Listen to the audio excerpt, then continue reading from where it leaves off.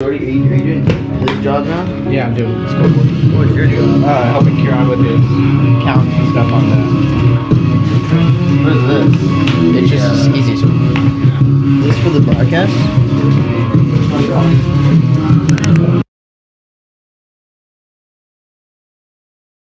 Welcome inside the broadcast booth here at Pat Bale Field at the College of Alameda for the second game of the second day of the inaugural Independence Day tournament put on by the Anchors. The Warriors all but secured themselves a spot in the championship game tomorrow at 5 with an 11-3 victory over the Redbirds in Game 1.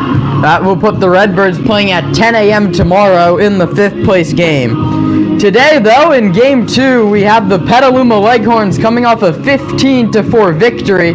They take on the Fellowship of Christian Athletes. They lost to the Captain 6-3 on a Josh Dabolski complete game. That was yesterday, again in the 1 o'clock window. Anchors fans, you guys play at 5 o'clock. You take on the Captains with a battle to play either in the 5th place game or the 3rd place game. The championship hopes for the Anchors very slim after this morning's result. But here in Game 2, we have the Leghorns representing the home squad against the Fellowship of Christian Athletes. I'm Kieran Costa, and we have 2 more baseball games for you today. Let's start with the starting lineup that Greg Mugg is going to throw out there for the Fellowship of Christian Athletes. Stepping in is Carmelo Rivera. He'll be facing off against Brady Williams. Williams, the right-handed center fielder, pitcher. 17, Carmelo Rivera. The center fielder, batting left-handed, stands in. Williams is ready. Rivera is ready. And the first pitch of the ball game is upstairs. It's 1 ball and no strikes. Rivera will be followed by Orlando Lewis, Anthony White, Noah Pang, Kimo Rab, Austin Sands, John Ringer, Trevor Polk, Stefan Souza, and Colby Moe bats 10th. Both the squads hitting 10 men here in the Independence Day tournament. An extra hitter to go along with the normal DH. We'll give you the defense behind Williams after his 2-0 offer. His line towards right. Coming on is Vicini, and he makes the catch chest high. 1 away. A hard hit ball off the bat of Rivera, but he's the first out of the ball game. That brings up the extra hitter tonight, Orlando Lewis. Number 7, Orlando Lewis. The defense behind Brady Williams. Third to first, O'Wheel, DeRomalar, Brinson, and Stone. Left to right, Antonio, Jurasek, and Vicini. Many of the same names we heard in yesterday's contest. That one misses above the zone. It's a ball and no strikes. Anthony White to follow.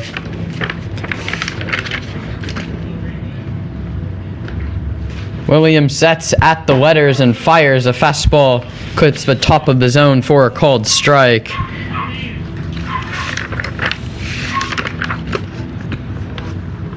Orlando Lewis hit 5th in yesterday's game for FCA, going 1 for 3. He had a 2 RBI single in the first. He also struck out twice. All of those at bats against Dabolski, who went the distance for the Captains. Captains play the Anchors at 5 o'clock, or after the conclusion of this one. Breaking ball just misses, and the count's even 2 balls and 2 strikes. Anthony White, the second baseman, waits on deck.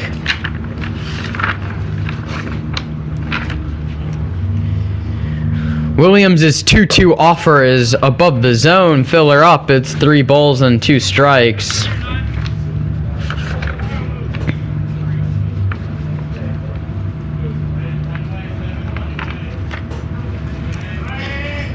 Full count delivery. Williams misses up and outside, and he walked him. So a 1-out walk for Orlando Lewis, and that brings up Anthony White. Now batting the second baseman, number 5, Anthony White. Anthony White hit 2 yesterday, 2-hole. He went 0 for 3. He did walk and score. Williams looking to induce a double play, and his first pitch misses above the zone. It's 1-0. Noah Pang, the left fielder, waits on deck.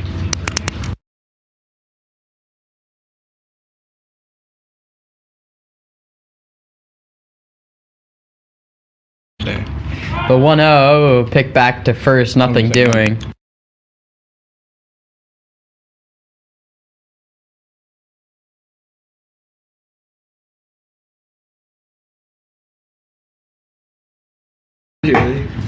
That one misses above the zone, and Williams struggling with his command just a little bit here on the top of the first. It's 2 balls and no strikes to Anthony White. If FCA wins this, it puts them, and the Leghorns for that matter, at 1-1. There's a called strike with a fastball over the outside corner. It's 2-1. 2 balls, 1 strike to Anthony White. The runner leads from first. William checks on him. Lewis dives headfirst back to the bag safely.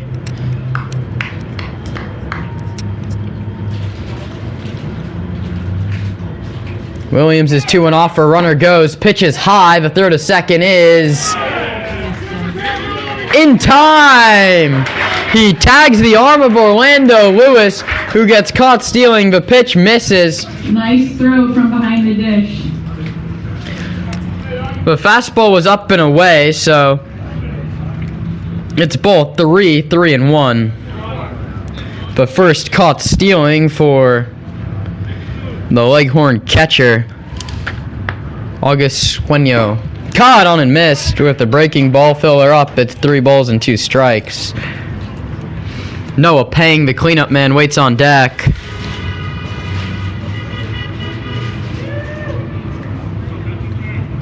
The full count offer is popped out towards left. Antonio drifts back, settles under it, and makes the catch. No runs, no hits, and nobody left. Nothing across for FCA in the top of the first, with the Petaluma Leghorns coming up in the bottom half.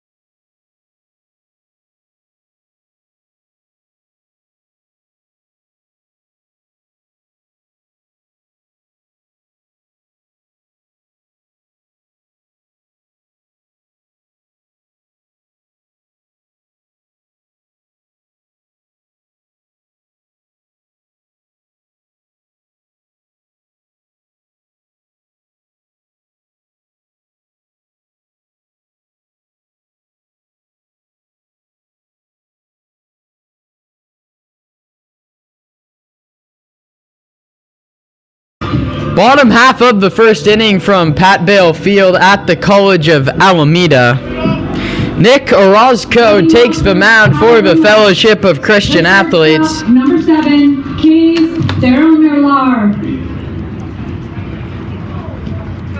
He's going to face Kays Deromilar, Bo Jurasek, and Dante Vicini.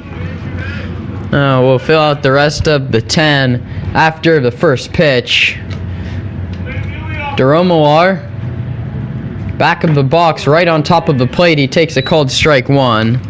DeRomalar, Jurasek, Vicini due up in the first. Eddie Stone, the first baseman, bats cleanup. August Sueño, the catcher, bats fifth. Blake Bryson, Justice Brinson, Nato Wheel, and then Nico Antonio and Raul Valdivia round out the 10 for Patrick Hodges' squad.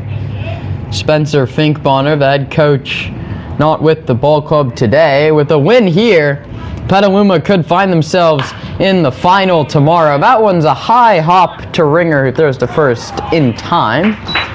And the first batter of the inning is retired. The putout goes 6-3. And that brings up The center fielder, Bo Jurasek. Bo Jurasek. Jurasek in yesterday's ball game.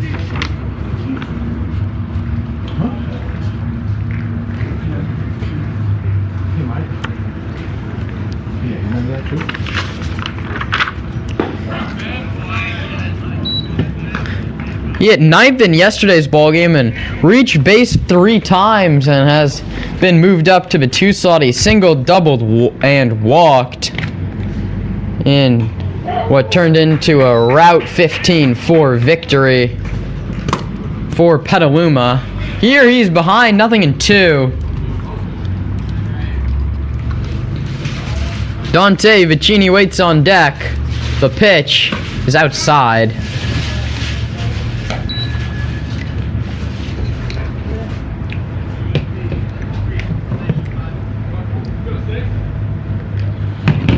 One ball, 2 strikes. Slightly open stance for the left-handed hitting Jurasek. He takes outside, and the count is even at 2 balls and 2 strikes.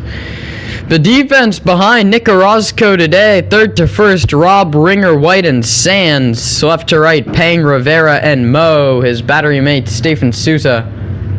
Curveball, ring him up. Jurasek down looking. The right fielder, number 16, Dante Vicini.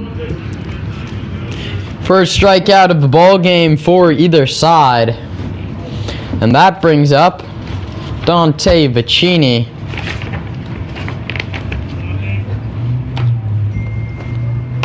Dante 2 hits in yesterday's ball game. You'll see 2 hits on the line for a lot of these Petaluma players. When you score 15 runs in 7 innings, almost everybody hit.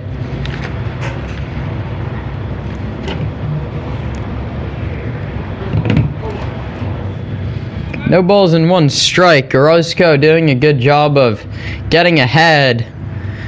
The first few batters he faces, a breaking ball is bounced foul first base side. Nick Orozco way ahead of Dante Vicini. It's no balls and 2 strikes.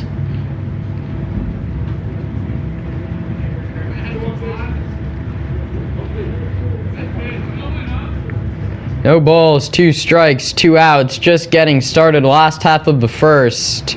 The 0-2 pitch is popped foul back into the seats behind home plate.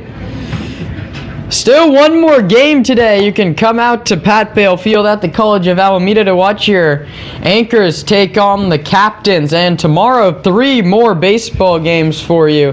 10 a.m., 1:30, and 5. That schedule stays the same. The exact teams will be out tomorrow when seeding play is over. Vicini takes low. And if you can't make any of those 4 games, how about Thursday? Back to your normal 6:05 starts. The second half of the Bay Area Collegiate League season kicks off. The Anchors take on the Seals. The first time those 2 teams have played here at home for the Anchors. The Anchors sit just 1/2 game behind the West Coast Kings Gold for the top spot in the BACL. So getting off to a fast start. Then they're back home Sunday. Lots of Anchors baseball still to be played this week. Today at 5, tomorrow I'm guessing at 1:30. Then Thursday at 6:05, and Sunday at 6, and Sunday a doubleheader against TKB. That one's grounded into right field.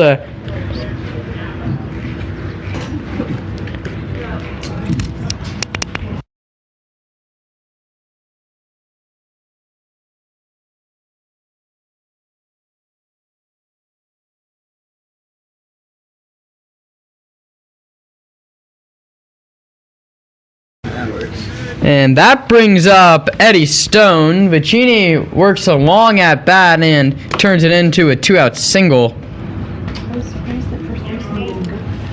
Eddie Stone, the cleanup man, bats with 2 outs and a runner on first. Stone had cleanup yesterday too, and picked up a hit in the 6th inning. He reached on 2 E5s. He was on base 4 times, only picked up 1 hit yesterday, but here he's behind Orozco, 0-1. The tall right-handed hitter waits on Orozco's 0-1, and he pumps it foul first base side. Back-to-back fastballs to open the at-bat from Nick Orozco.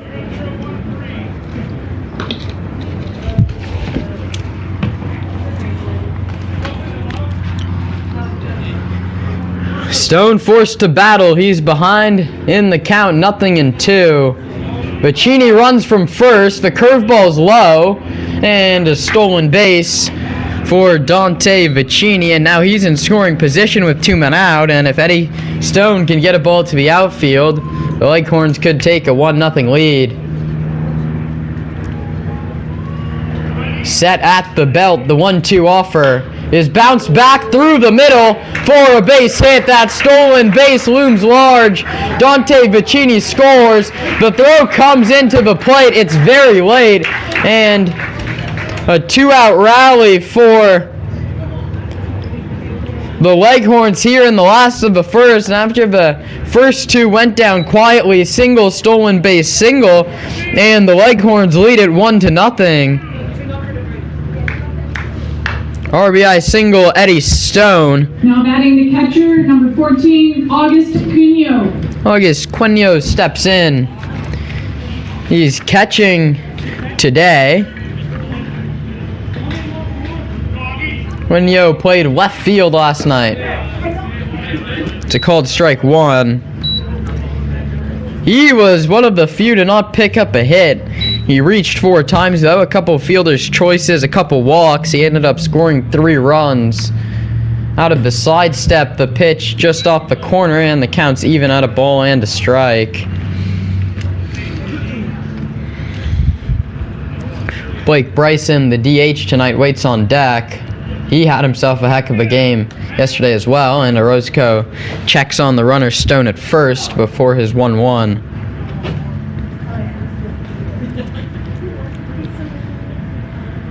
Just getting started, bottom of the first. Leghorns and FCA. A curveball misses low and outside. It's 2 balls and a strike.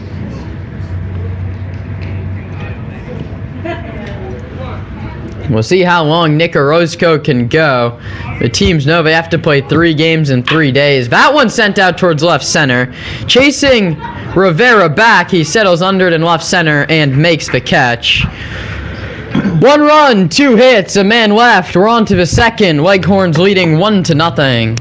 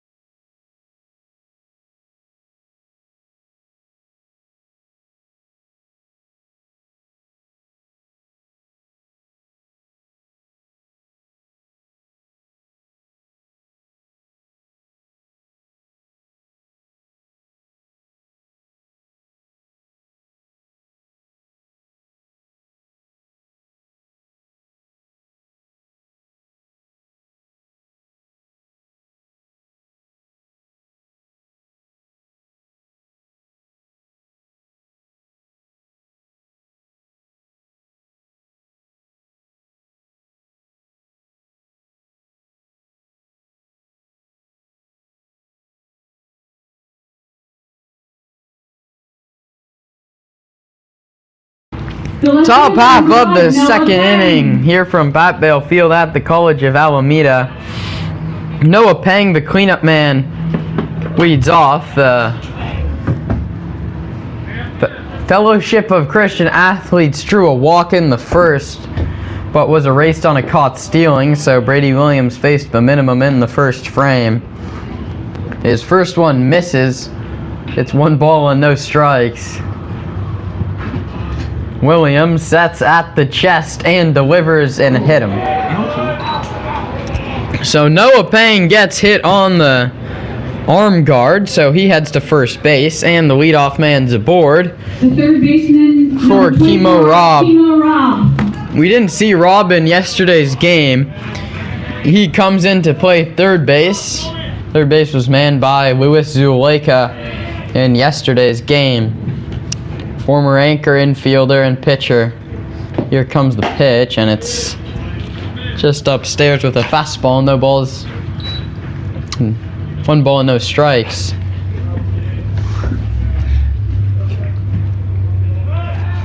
Williams picks back to first, nothing doing. Kimo Robb and Austin Sands due up after the Noah Pang hit by pitch.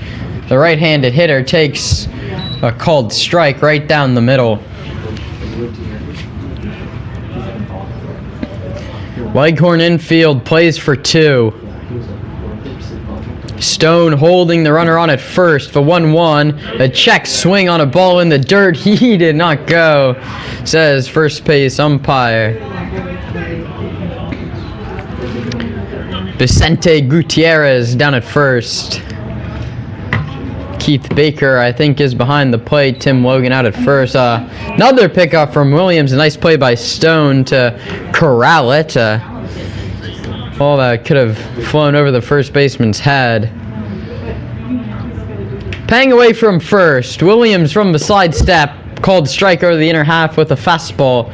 We're even at 2 balls and 2 strikes. Lots of early baseball in the MLB today. We'll get you all those scores as the 10:05 window has all but finished up here on the West Coast. Strong forearms from Rabb as he doesn't go around on the check swing. Filler up. It's 3 balls and 2 strikes. Williams' full count offer is popped up, and it drifts foul back into the seats.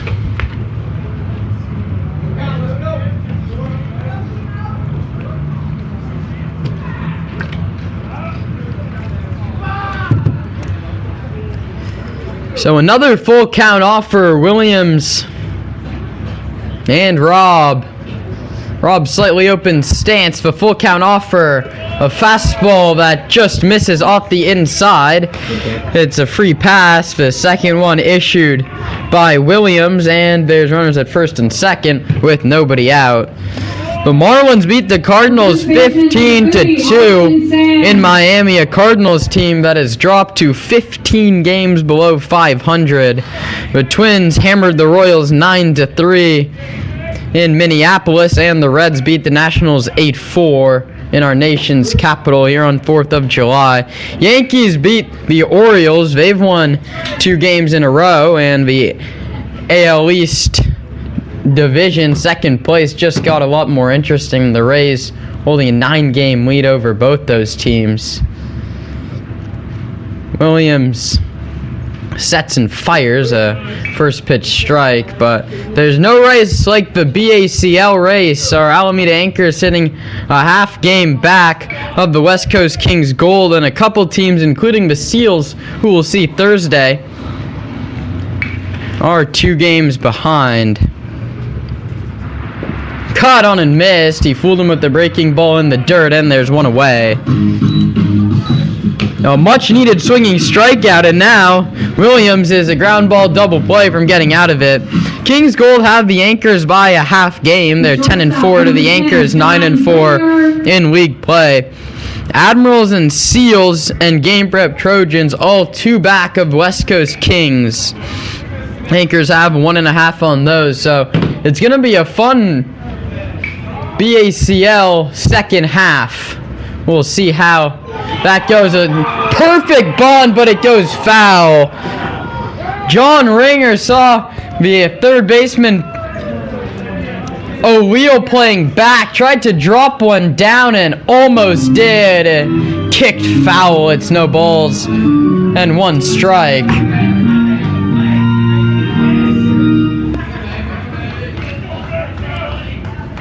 The Legends 3 back, the West Coast Kings black team 3.5, and then the Bombers, Honor, Thunder, and Samurai have fallen to 5 and 6 back. So it's a 5-team race, really, with lots of BACL balls still to be played. Pitch misses in the dirt. It's 1-1.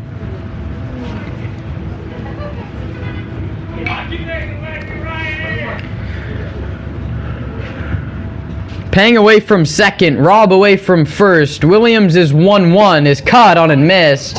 A breaking ball had him fooled. It's a ball and 2 strikes.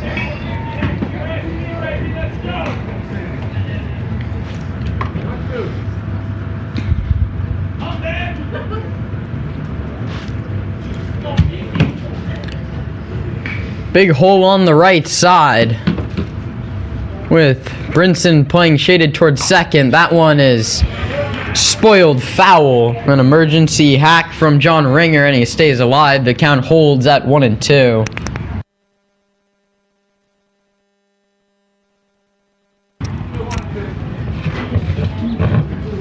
Don't want to look at that. 1 ball, 2 strikes. 1 out. Runners lead from first and second, and that one misses above the zone.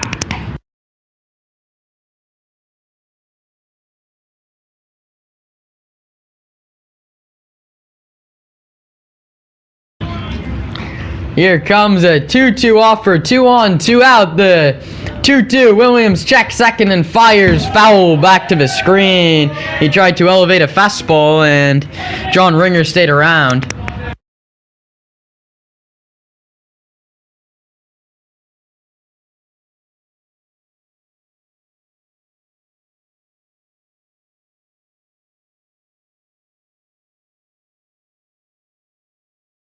Two balls, 2 strikes, 2 outs. Williams in a battle with Ringer. Another emergency hack, and he spoils another one. And here comes pitch number 8 of the at-bat.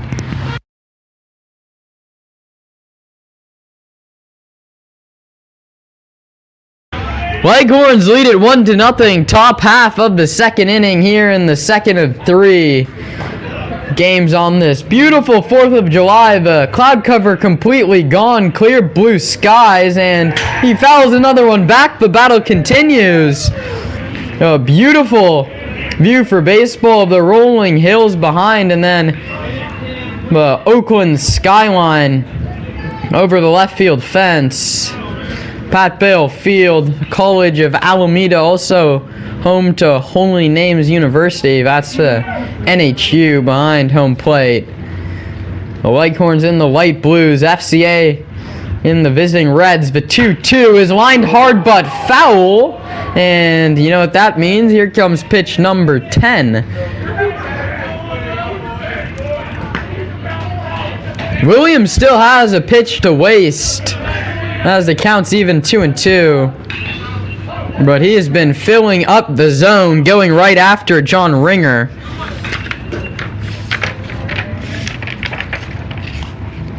The 2-2 is bounced towards second. Brinson ranges over, high hop throws to first. So after an 11-pitch battle, it's a productive out.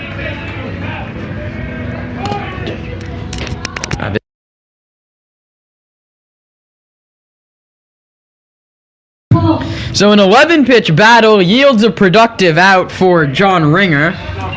Although, after an 11-pitch battle, you'd like to see a more satisfying outcome. Instead, it's a ground ball that moves the runner over. Ringer out 4-3. Robb, beg your pardon, to second, Pang to third. And there's 2 runners in scoring position with now 2 men out for the designated hitter, Trevor Polk. But 1-0. is low. It's 2-0. And after throwing, in theory, 9 straight pitches in the zone to Ringer, he's fallen behind Trevor Polk 2-0. Stefan Souza waits on deck. The catcher fooled him with a breaking ball. It's 2 balls and a strike. Top half of the second inning. Leghorns 1-0 with yesterday's win. FCA looking to climb back to 500. They lost to the Captains. Bats line towards second. Brinson started back. He comes in and catches the knuckling line drive. So after back-to-back walks to start the inning, Williams retires the next 3 in order. 1.5 in the books. The Leghorns coming up, leading 1-0.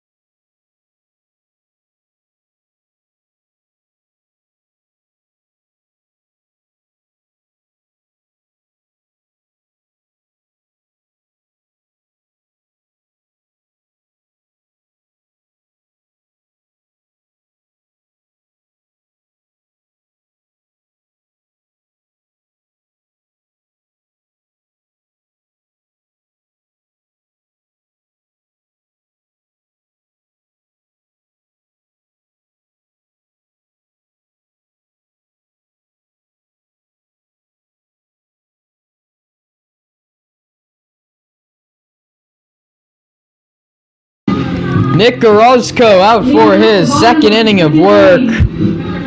He's going to face Blake Bryson, Justice Brinson, and Nate O'Leal.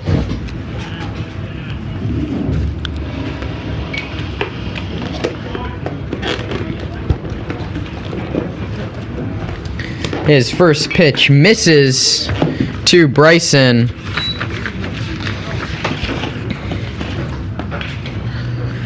Blake went 1 for 4. I beg your pardon. 1 for 3. He reached on a catcher's interference and hit a sac fly.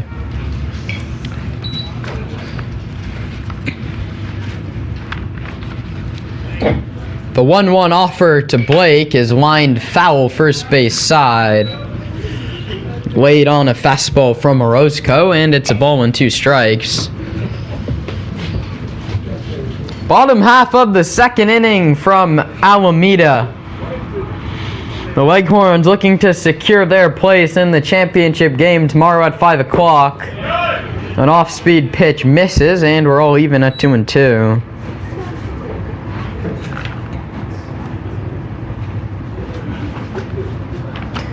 Orozco stares in to get his sign. Righty on righty. Bryson strikes out swinging. And that brings up Justice Brinson.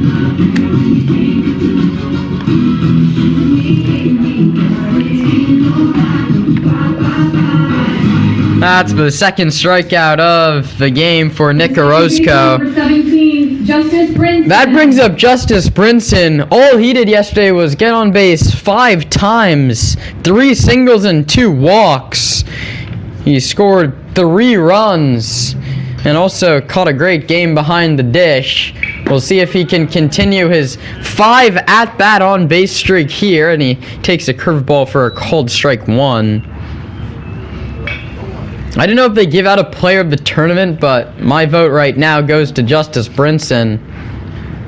The 0-1 is a fastball. That one called a strike over the outer half. It's 0-2.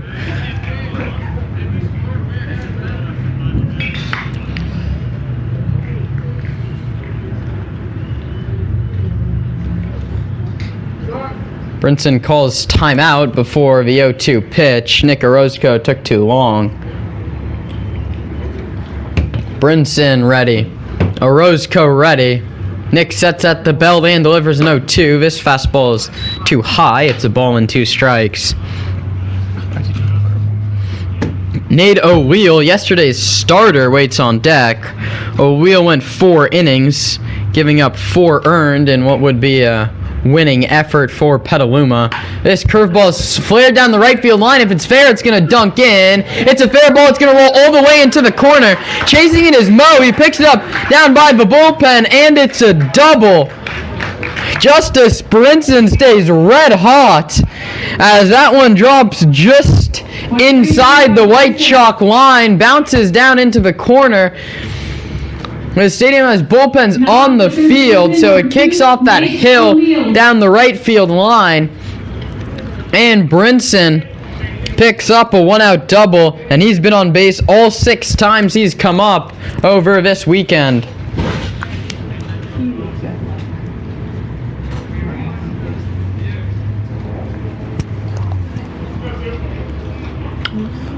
The tall, lanky right-handed hitter comes in. Also, a pitcher has the third base duties today, and that one clips the outer half. It's 0-1. No balls and 1 strike to O'Wheel. Brinson standing out at second base. Let's see if O'Wheel can bring him in. He's behind 0-2 as that fastball is right at the knees. Nico Antonio waits on deck. Antonio hit second in last night's lineup. He drew a pair of free passes himself in an 0-for-3 effort.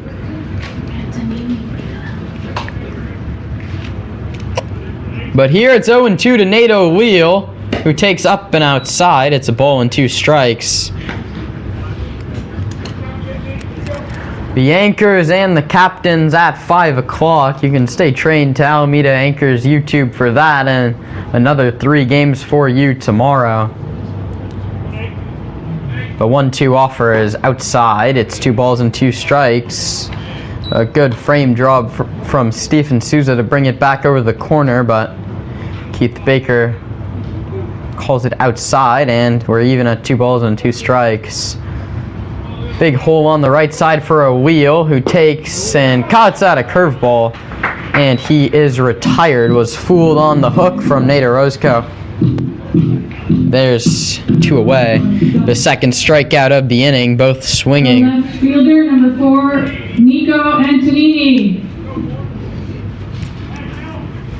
Now Nico Antonini stands in, looking for his first hit of the tournament. With 2 outs, the ball to the outfield would most likely score Brinson. And Orozco, to his credit, has been ahead of all 9 he's faced. This one's a called strike 1. In first a whirl towards second base. Brinson doesn't move as nobody covers. Raul Valdivia waits on deck. He'd be the 10th man to bat, as there's an extra man in the order. Orozco goes back to the curve, but it's well below the knees, and it's 1 ball and 1 strike. Leghorns looking to double their already 1-0 lead, with Brinson standing out at second base. The 1-1 is outside with a fastball, 2 balls and a strike.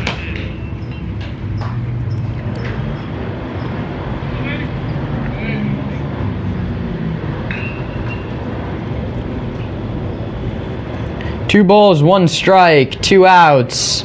Brinson leads away from second. Orozco's pitch is a half swing, bounce to first. A nice play all around to end the inning. Sands range to the hole, flip to Orozco covering, and the inning is over. No runs, 1 hit, a man left. On to the last of the second. 1-0 Leghorns.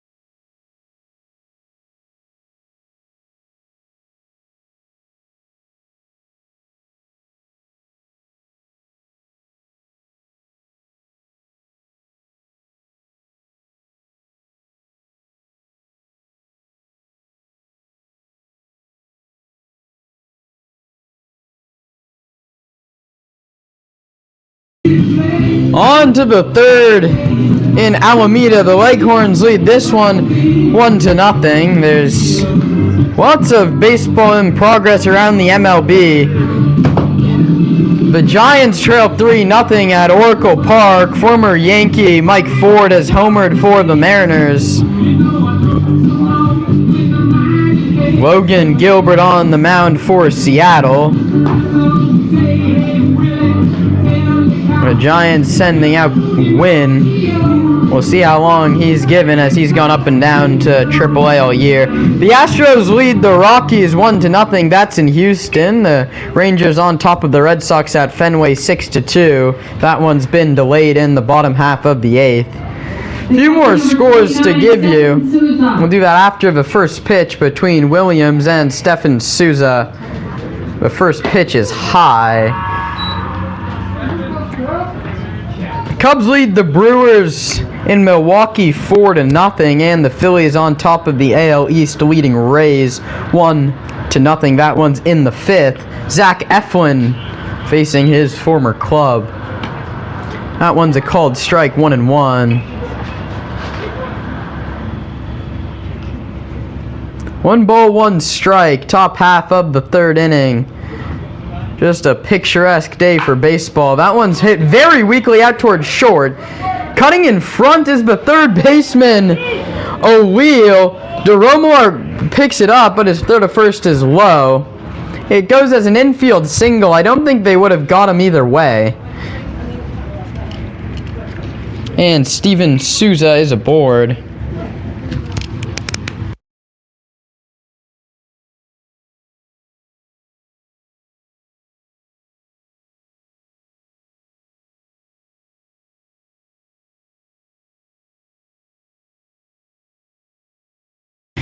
A defensive miscommunication between the left side of the Petaluma infield. O'Wheel came charging over on the ball in the hole and almost dummied DeRomalar. DeRomalar, the shortstop, picked it up. His throw to first was low. Stone couldn't scoop it. Either way, it's an infield single. And Souza's on base for Colby Moe, who is very early on that breaking ball. It's a ball and 2 strikes, but 1-1.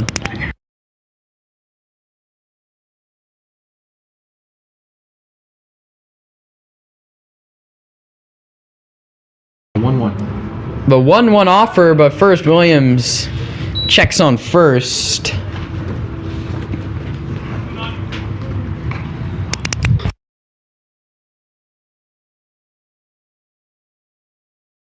Moe late on a fastball. It's 1-2. Top of the lineup, Carmelo Rivera waiting on deck for the Fellowship of Christian Athletes.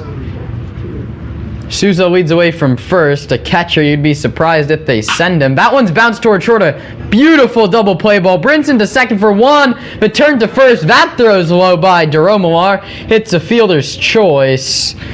Colby Moe is hustling up the line. I don't think they could have turned 2 on that one, even if it's a successful throw from DeRomalar.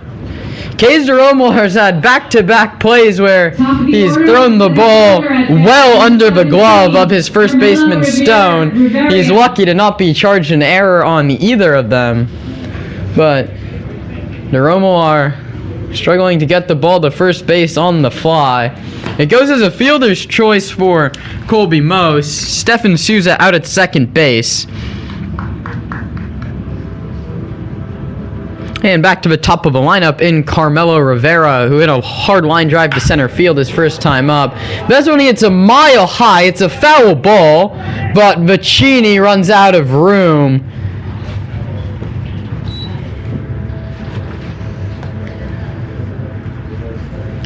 Well, it's hit a mile high down the right field line. Vicini tracked it all the way into the right field corner, but just ran out of room. So it goes as strike 1.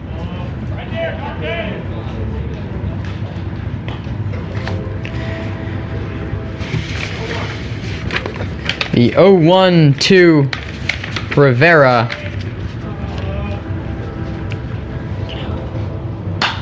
Sends this one right out towards center. Taking a few steps back is Jurasek, and the wind takes it, and he makes the catch, cruising over towards left center field. And that brings up Orlando Lewis. Extra hitter number 7. 1 for 4 last night. So the second L8 on the line for Rivera brings up Lewis for the second time today. Walked and was caught stealing back in the first. Williams goes with a slide step, and his first pitch misses above the zone. A fastball from the Petaluma starter. No action in either pen. Williams has worked out of trouble in the first and second, looking to do it once again here in the third, with his team leading 1-0. Here it comes, and caught on and fouled into the glove. It's a ball and a strike.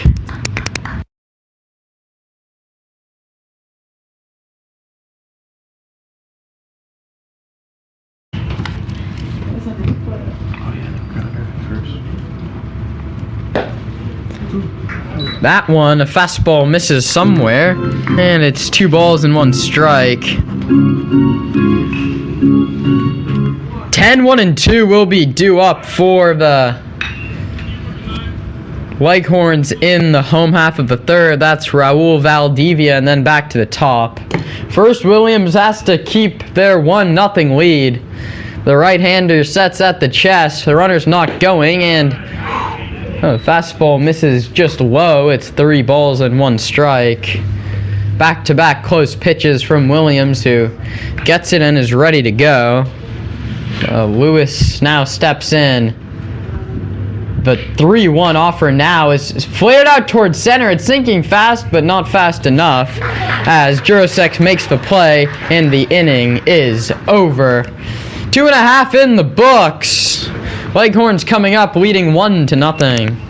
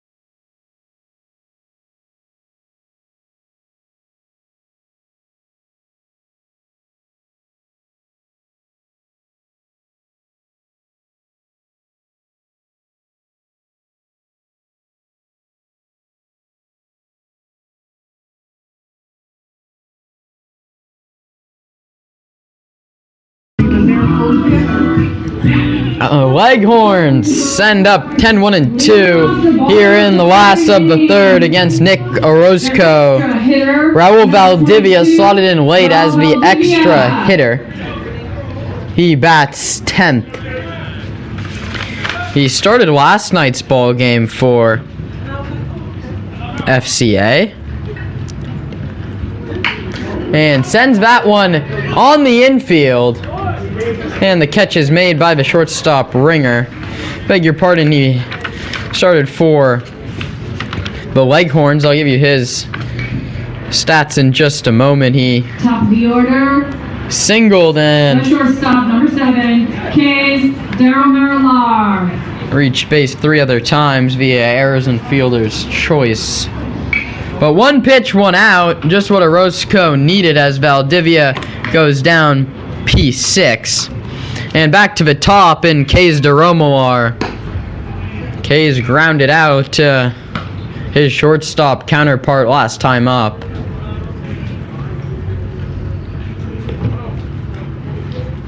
Bo Jurasek waits on deck. The 1-0 offer with 1 out is high, and it's 2 balls and no strikes. FCA looking to get some length out of Nick Orozco. It took them 4 pitchers, beg your pardon, to get through last night's game against the Captains. Called strike 1. The Captains take on the Anchors at 5 with what could not be more rested of a pitching staff. Josh Dabolsky threw a complete game for them yesterday against this FCA squad. Orozco misses again, and it's 3 balls and 1 strike. A hitter's count for DeRomalar.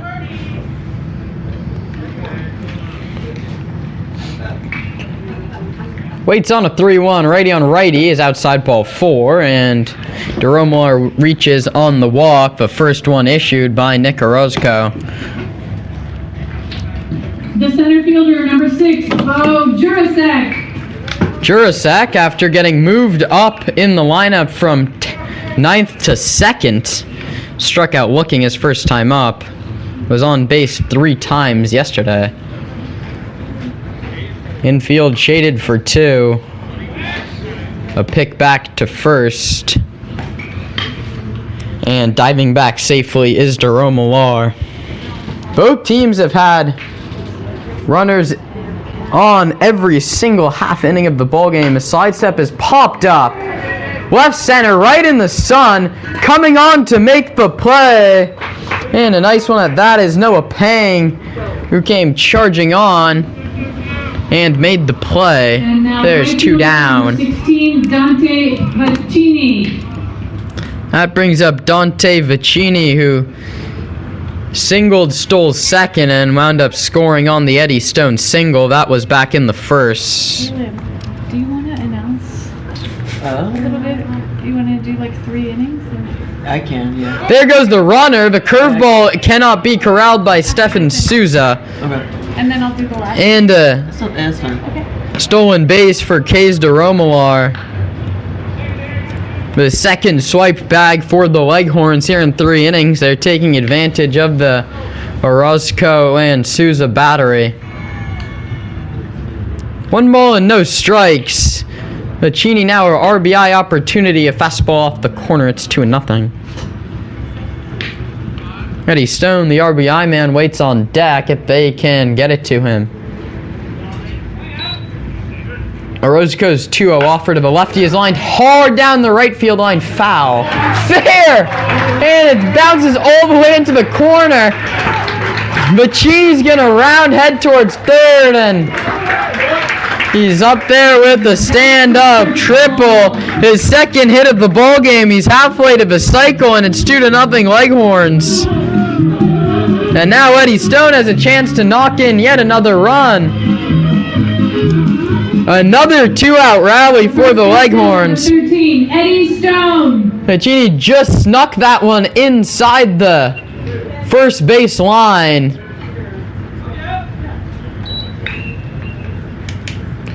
Stone, RBI single in the first, looks to add another one here. It's a half swing. It's popped up out behind the bag, and it's going to drop foul. Austin Sands could not make the play.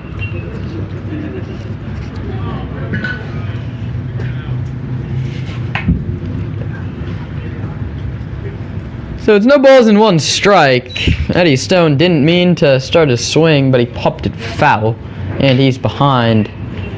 Stretching down in the bullpen for FCA.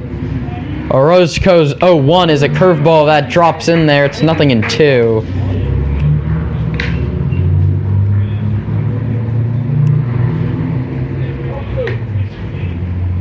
2 runs, 3 hits, and no errors for the Leghorns. Stone takes in the dirt. Here comes the runner. Here comes the tag. He's safe. He's under the diving tag of Stephen Souza, and Dante Vicini manufactured that run all by himself. Triple and a steal of home. His second run scored of the ball game. He's accounted in some form for all 3 Leghorn runs. He's scored 2 and knocked in 1, and they now lead it 3-0. Orozco was late covering the plate. It didn't kick that far away from Souza, and Souza tried to take it himself. Dived to tag Vicini, but he was too late. So it's 1-2 to Stone, and Orozco yanks a fastball. It's 2 balls and 2 strikes.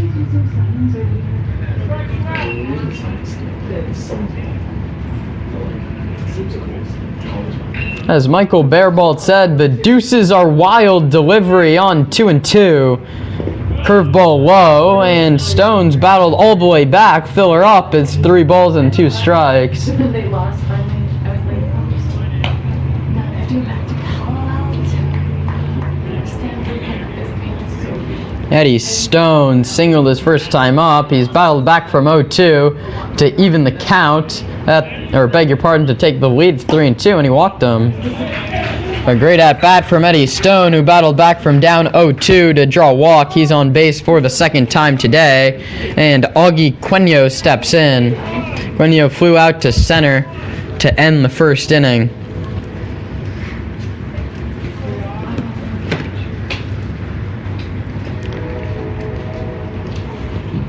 Souza went out to the mound to talk to his pitcher, and Greg Mugg is walking down towards that bullpen. We'll see who he wants to get up.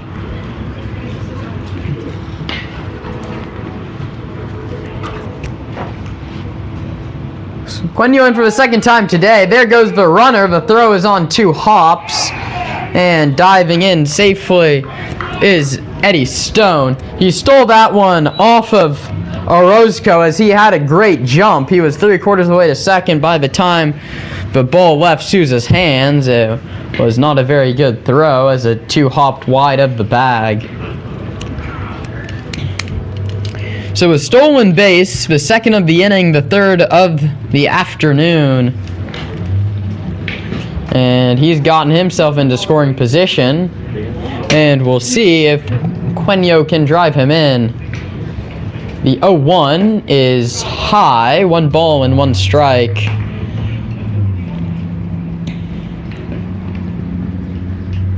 A couple walks, a triple, and a steal of home in an eventful bottom half of the third inning. The 1-1 is bounced towards short.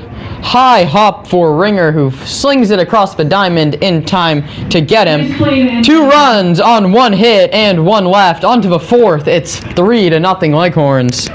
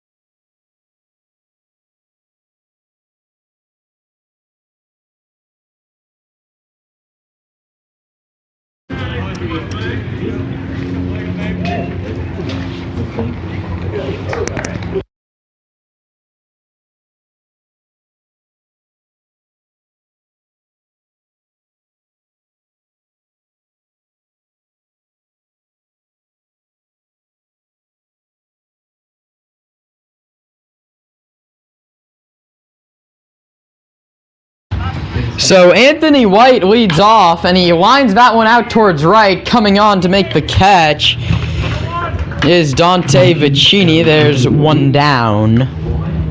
And Anthony White's gone on the L9, and that brings up Noah Pang. Noah was hit by a pitch his first time up.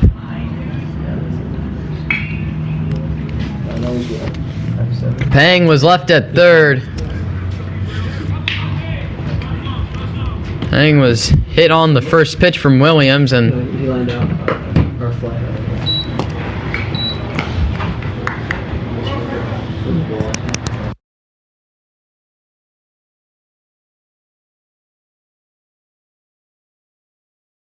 the 1-0 is popped up. Shallow right field. Vicini comes in, makes the catch with the sunglasses on. He's looking right into it, and just like that, there's quickly 2 away. A busy inning out in right for Dante Vicini, and that brings up Kimo Robb. The third baseman, number 24, Kimo Robb.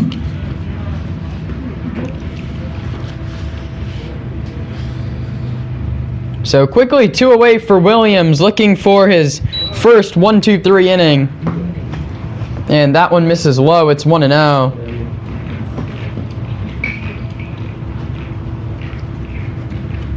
Robb waits on a 1-0 and it misses. It's 2-0. 2 of the FCA third baseman who walked his last time up. But 2-0 offer is a called strike. It's 2-1.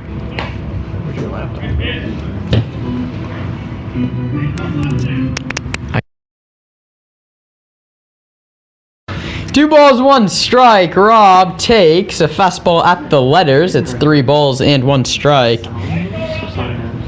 Austin Sands waits on deck. Oh, it's a D. The 3-1 offer, Robb way ahead, and that fastball clips the inner edge. It's filler up, 3 balls and 2 strikes. Action, a righty up in the FCA pen. We'll see if that's the night for Nick Orozco. Here a 3-2. Ring him up, same spot, inside corner, and the inning is over. FCA goes quietly in the 4th, 3.5 in the books from Alameda, 3-0 Leghorns.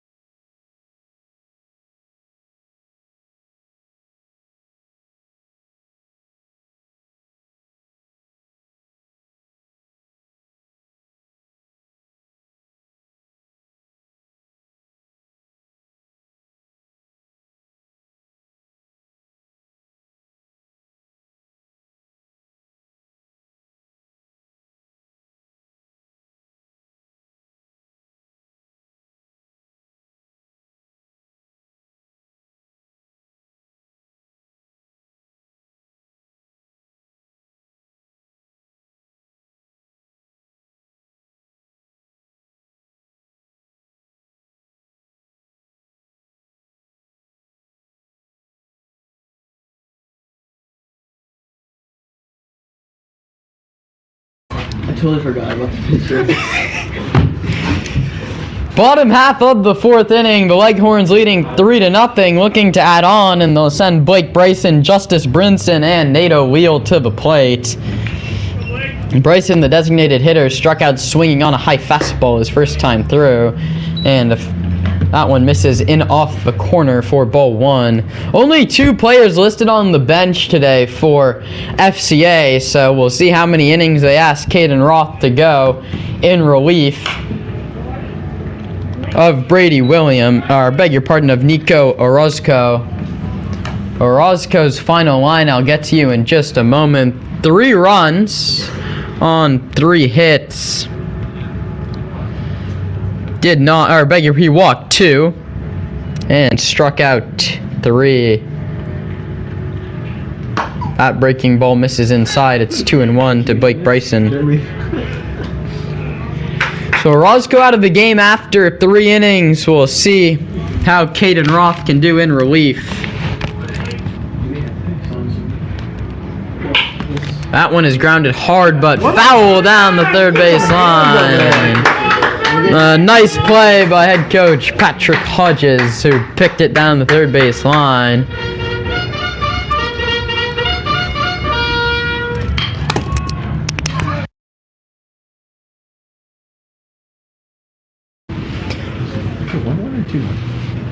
Here comes the pitch. It's bounced towards short. High, easy hop for Ringer, who throws across the diamond in time. 1 down.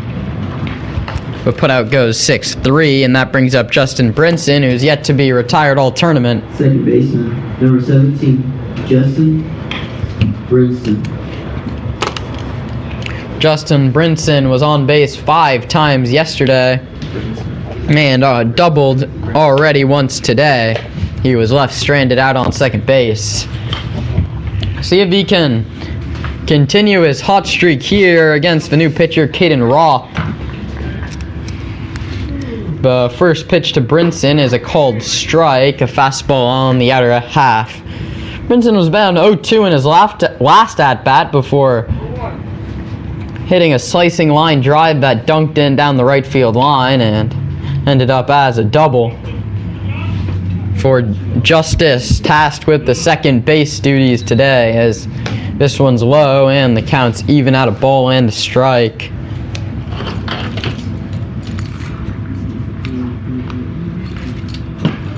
The 1-1 offer. Roth sets at the belt and delivers a breaking ball over the outer edge. It's a called strike. Roth, a very tall right-handed pitcher, working off the first base side of the hill. His 1-2 to Brinson, and struck him out swinging on a breaking ball. And Caden Roth, the first pitcher that's able to retire Justice Brinson all weekend, as he goes down via the swinging strikeout. And that brings up Nato Wheel. The third baseman, number 2, Nate O'Leal. O'Leal, yesterday's starter, struck out swinging his first time up, top half of the 4th inning.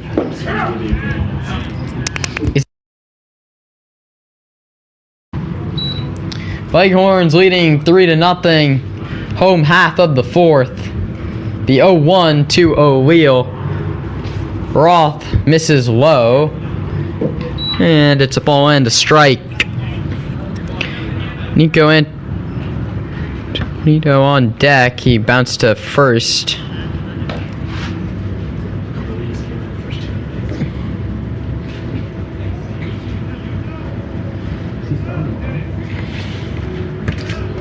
FCA trailing 3-0, looking for a rally, but first Caden Roth needs to end the last of the 4th. The 1-1 is a fastball that he yanks low and inside, and it's 2 balls and 1 strike. 2 balls, 1 strike, 2 outs. Bottom of the 4th, a 3-0 Leghorn lead. That one is a called strike. A slider came back and caught the inner corner. Nate O'Leal was bailing out of that right-handed batter's box.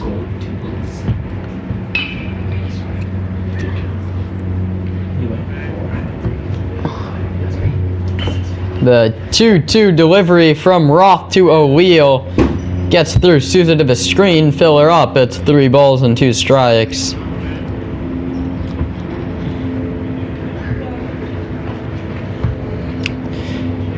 So after the first 2 go down quietly, Nate O'Leal's worked a full count against Caden Roth in his first inning of work.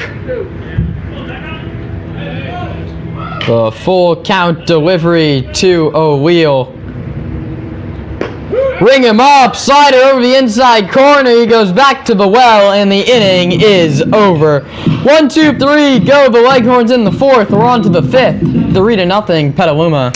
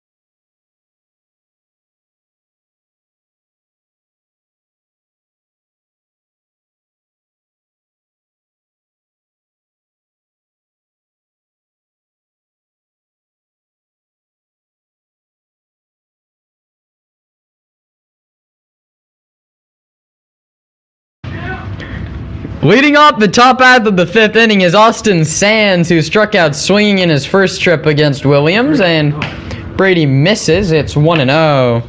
The first baseman, number 30, Austin Sands. John Ringer and Trevor Polk to follow. Caught on and missed. It's quickly 0-2.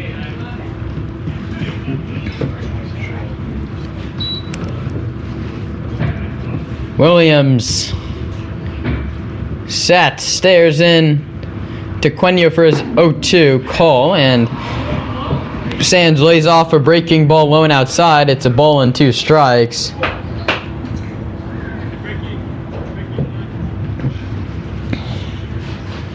Here it comes, and Sands cuts and misses, and now it's 2-2. Beg your pardon, it was 2-1. 2 balls, 2 strikes. Austin Sands leading off the 5th. We're FCA trailing 3-0, and caught on and fouled back into the glove.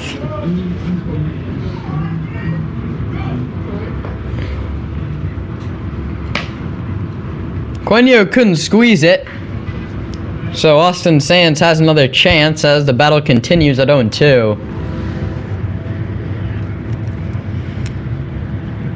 Williams delivers a 2-2. Ring him up, breaking ball at the knees. Austin Sands can't believe it.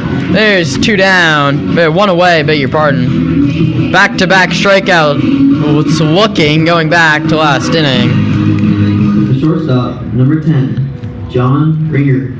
John Ringer has the shortstop duties today for Greg Mugg. He grounded out to second in his first trip after what was an 11-pitch battle with Williams. We'll see what he can do this time up. He swings first pitch, and it's a mile-high pop-up on the infield. Quenio throws off the mask and makes the catch behind home plate. And after 10-pitch battle his first time up. He's gone on 1 pitch. And there's 2 away for Trevor Polk, the DH. The designated hitter, number 8, Trevor. Trevor popped up to second with 2 outs and runners at second and third to end the threat in the second.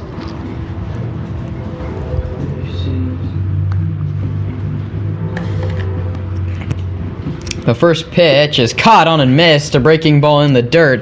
It's 0-1. 3-0 Leghorns. They got 1 in the first and 2 in the third, and Brady Williams has thrown up nothing but zeros on the other side, and he's 1 strike away from getting through the 5th. 0-2, 2 outs, nobody aboard. Trevor Polk, the right-handed hitter, waits on the 0-2 pitch from Williams outside, and it's 1-2. 9, 10, and 1 due up for the Leghorns in the last of the 5th. 1-2. Line towards right, sinking fast. It's going to dunk in front of Vicini for a hit. Just the second hit for the Fellowship of Christian Athletes, and it comes via 2-out single, and that brings up the catcher, Stephen Souza. The catcher, number 29.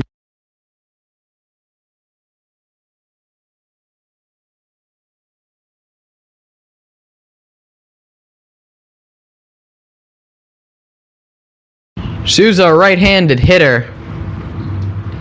Polk leads away from first. Souza swings first pitch, grounds it to third. O'Wheel fires across the diamond in time. A nice play by Nate O'Wheel to end the inning. No runs, 1 hit, 1 left. Halfway through a regulation baseball game after 4.5, it's 3-0 Petaluma.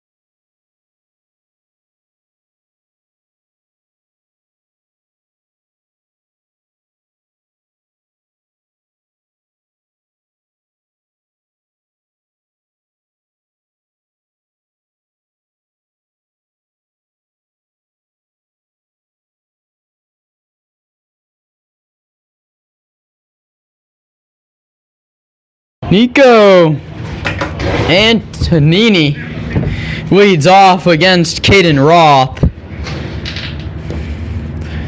Antonini will be followed by Raul Valdivia, and back to the top, beg your pardon, and Kays de Romawar. 4th of July baseball here from the College of Alameda. 2nd of 3 on this beautiful holiday for baseball, and the first one misses to Antonino.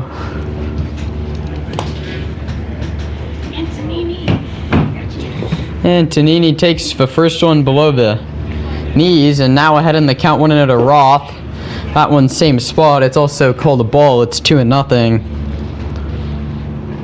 And Tonini grounded out to the first baseman last time up. Here it comes. That one is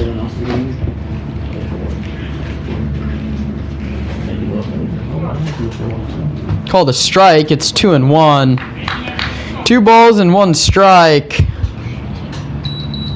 And a breaking ball stays above the zone. What number?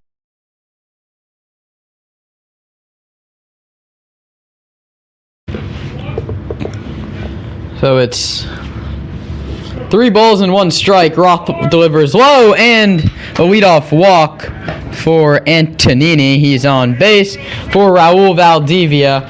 Valdivia popped up to the catcher today in his only trip to the plate.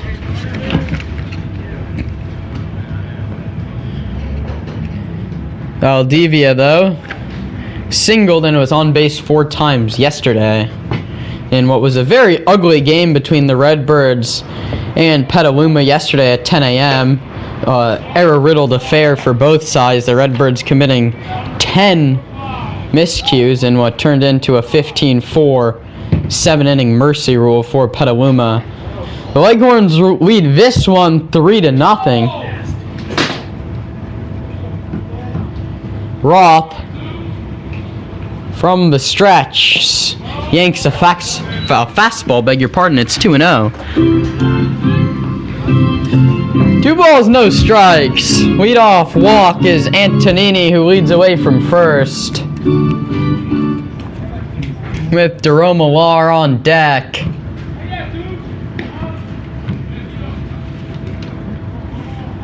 Valdivia trying to flip that lineup over. He pops up. There's lots of foul ground, but not even Pat Bale Field will hold this one and drifts into the seats. It's 2-1.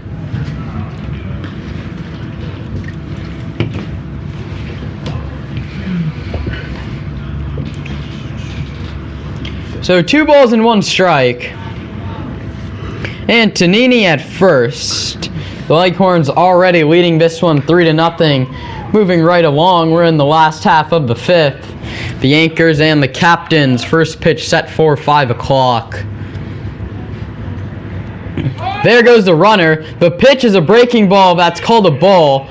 And diving into second base with a steal is Antonini.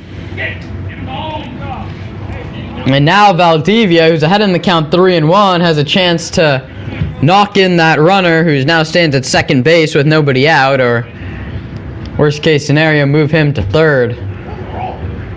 Top of the lineup in K's Millar looms on deck. The 3-1. Roth checks second, checks again, and fires low. And it's ball 4. So back-to-back walks to start the inning from Caden Roth. Whoa, what's this guy's name? And that brings up K's Millar. The shortstop, number 7, K's Millar. That was terrible. How do you say it? Jerome? Millar bounced out to short and walked and stole a base.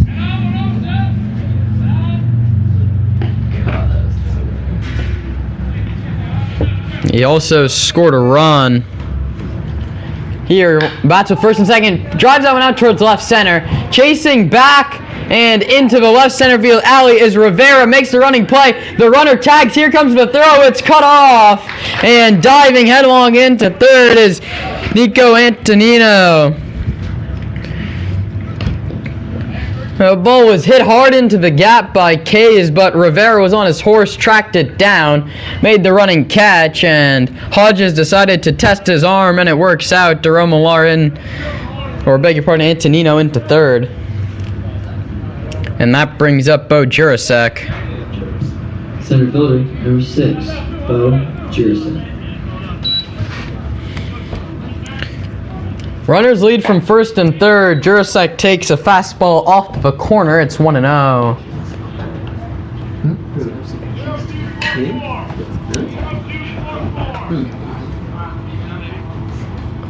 What? No balls and 1 strike. Home half of the 5th. The Leghorns leading 3-0 and threatening for more. Runners lead from the corners, but 1-0 is way high. It's 2-0.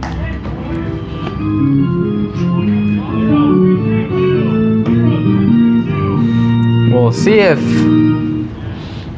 Patrick Hodges sends the runner. Valdivia away from first. Antonino away from third. The lanky right-hander Roth delivers low, and it gets through Souza. Are they going to steal home again? Yes, they are, as here comes the run to score. Nico Antonino scores on the pass ball. Moving to second is Valdivia, and putting the runners in motion, put pressure on Stefan Souza, and that one just popped in and out of his glove, squirted away behind him, and Antonino scores. Valdivia at second. And it's also 3 balls and no strikes on Bo Jurasek. Jurasek 0 for 2 on the afternoon coming into this at bat. There, get me over fastball is a called strike, and it's 3-1.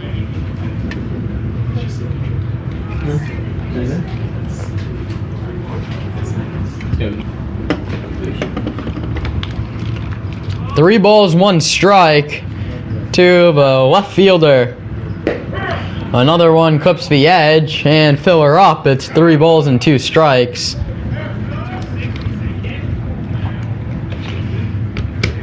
Nevin Lee toes the slabs for the Anchors at 5 o'clock against a 1-0 captain's team. Trying to get the Anchors into that 3rd place game. A fastball just off the corner, close pitch. So Jurasek earns a walk. Anchors looking to make the 3rd place game themselves and play spoiler for the captains. If results hold here,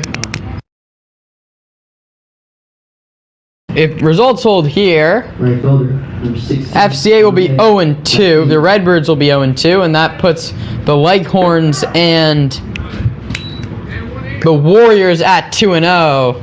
The Leghorns will be a shoo-in to the final if they win here, as they have a plus 11 run differential.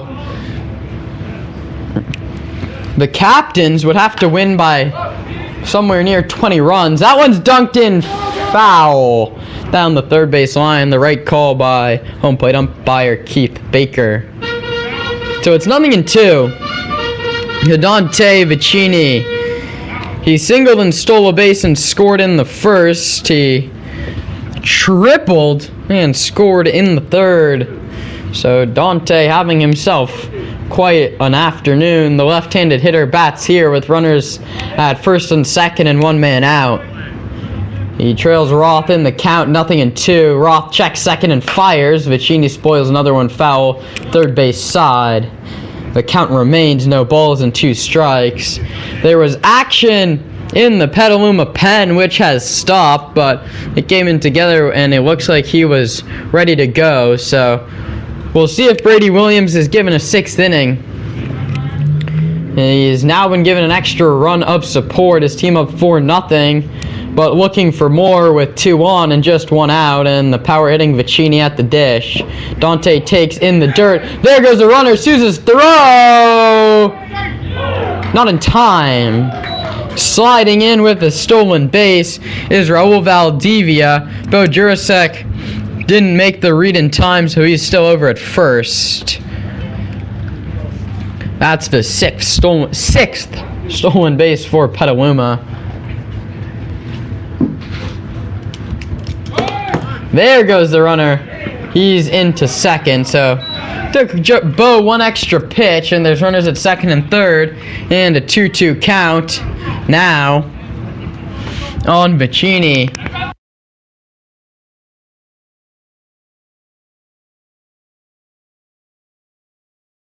Two balls, 2 strikes, 1 out. The infield draws in with the runners at 2nd and 3rd. The pitch is looped into left, sinking fast. Rivera on his horse. He dives and he makes the catch. Dante Maccini served one into the left center gap, but Rivera ran it down. For some reason, Valdivia wasn't tagging. He probably could have scored easily as Rivera was on the ground, but instead he has to head back to third. And now Eddie Stone, who to his credit has singled and walked, has now a chance to knock in some runs.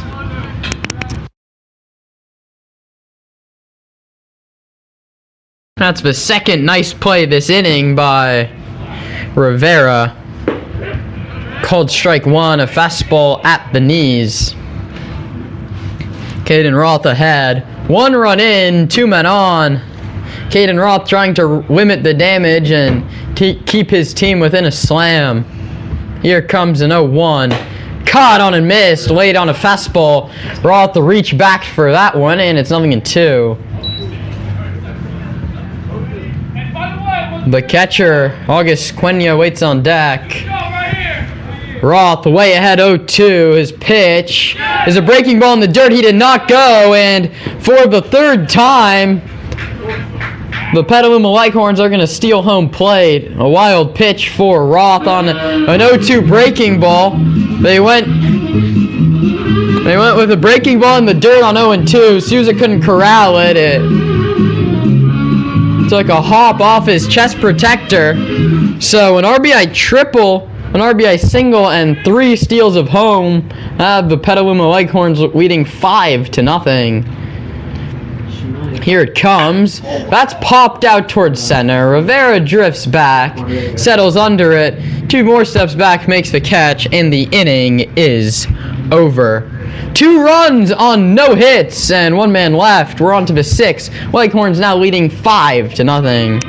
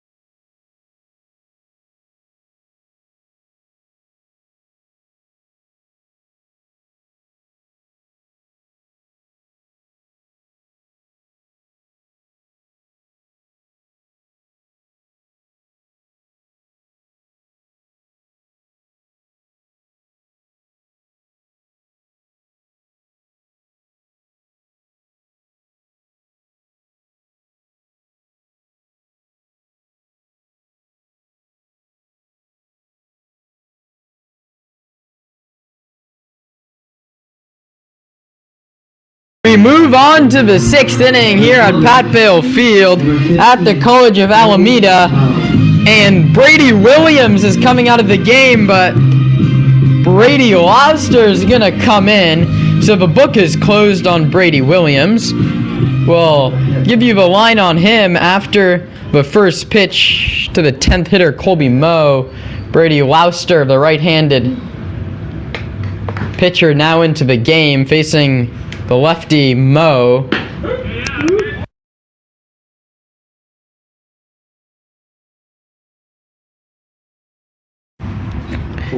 It's no balls and 1 strike. Brady Williams, 5 innings pitched, 2 hits.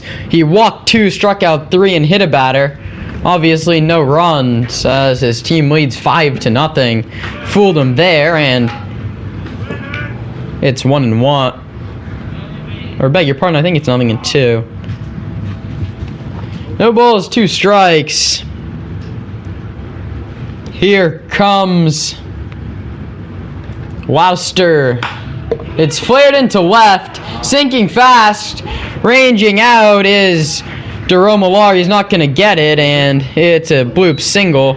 And back to the top of the lineup in Carmelo Rivera.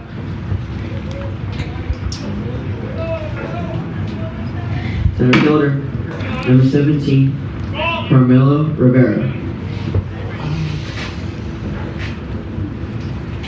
As Colby Moe now at first base for Carmelo Rivera, who got all 3 outs of the last inning, 2 of them coming on very nice defensive plays. Here, though, he sends this one out towards center. Jurasek comes over and makes the catch. And for the 3rd time today, Carmelo Rivera has lined out to the center fielder. That brings up Orlando Lewis. Lewis walked and was caught stealing in the 1st. He flied out to Jurasek in the 3rd.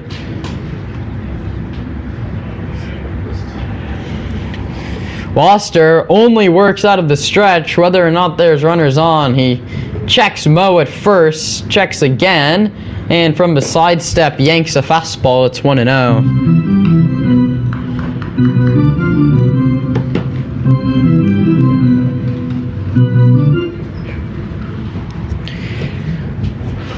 One ball and no strikes.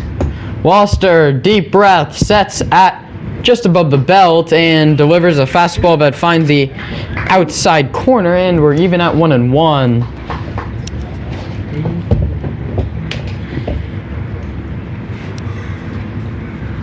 So it's 1 ball and no strikes to Orlando Lewis. Looking to get FCA on the board. Foster very worried about that runner at first and delivers outside. It's 2-1. I think looking at him, so that's right. It's 5-0. Where do you go? Where we going, son?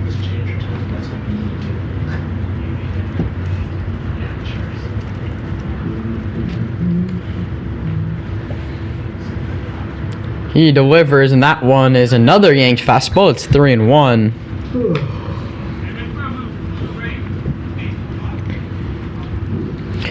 So Brady Williams, 5 shutout innings. Let's see if Brady Foster can finish the job.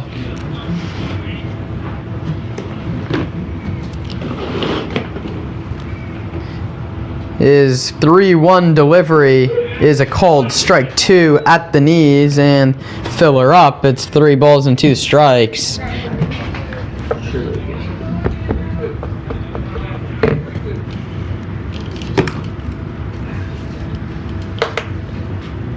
Three hits apiece. Oh my god, He gets the first. He gets there. He gets the first. No runs, 3 hits for FCA. 5 runs, 3 hits. Neither team has committed an error. Leghorns holding a comfortable lead. The 3-2 is high, and he walked him. And there's 2 on, with 1 man out for the 3-hitter, Anthony White. Number 5, Anthony White. Oh, what the fuck? Chill. Daddy, chill.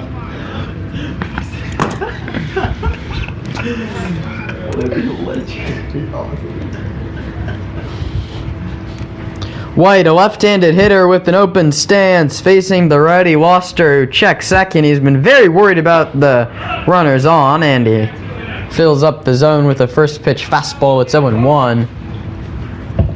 And he's gonna call out his catcher, August Quenio, to the mound for a conversation.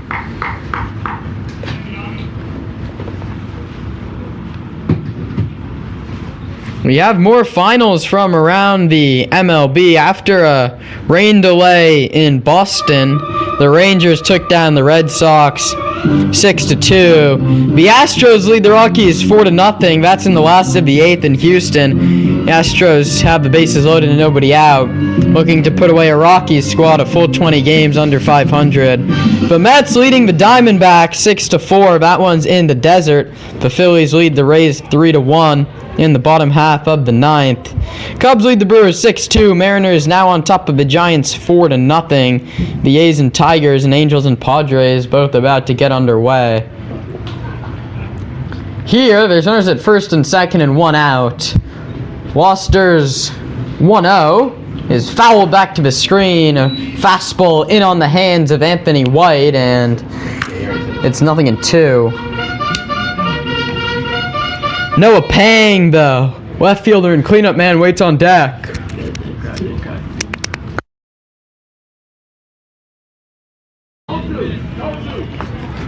Top half of the 6th.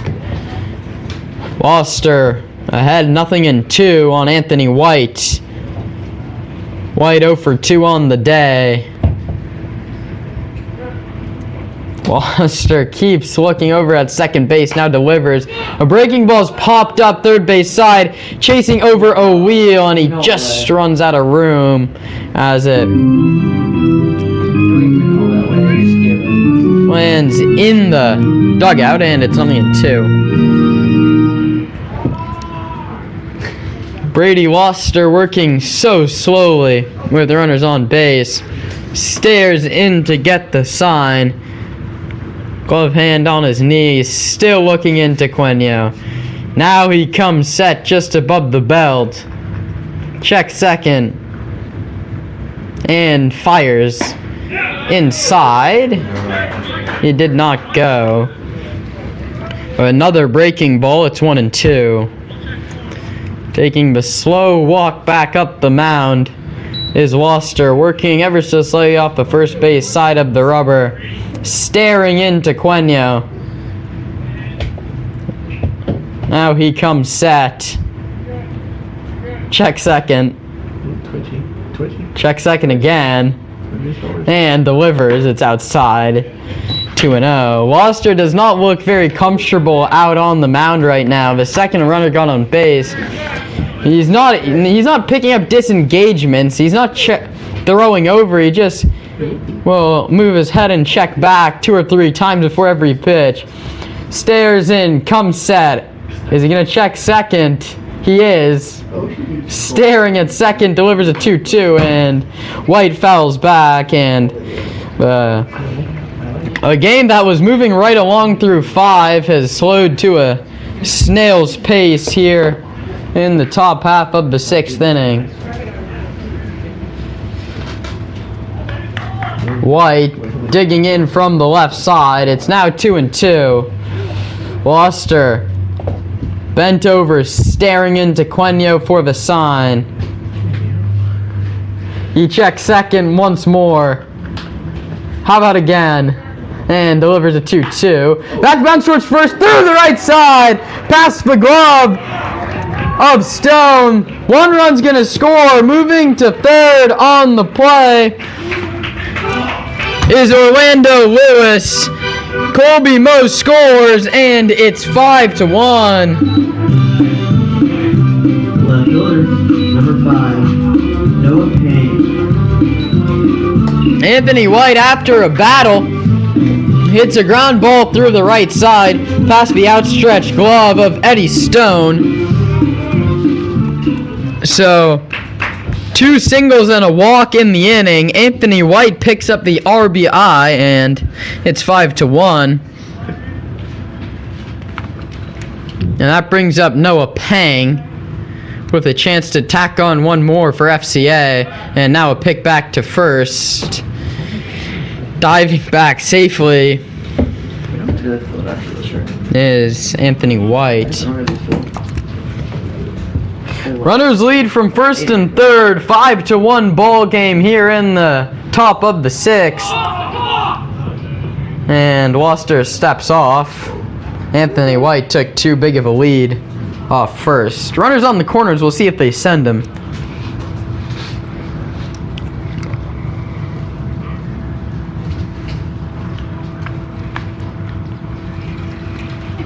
And now another pick back to first, and if Rob Manfred was here, he would not be happy with the amount of disengagements that Brady Loster has in this inning.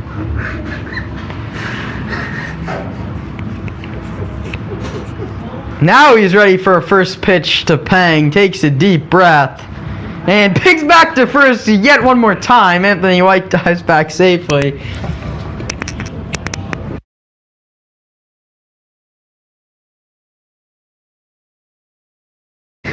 Loster stares in to get the sign after picking back to first 3 times. He winds and fires, and there's a strike over the inner half. It's 0-1.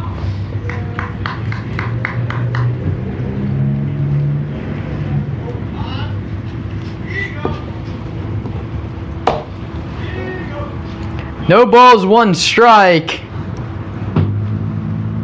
1 out. Runners lead from the corners, and Pang cuts and misses at a breaking ball above the zone, and when he's actually throwing to home instead of first, he's filling up the zone. It's 0-2. Anthony White still at first, hasn't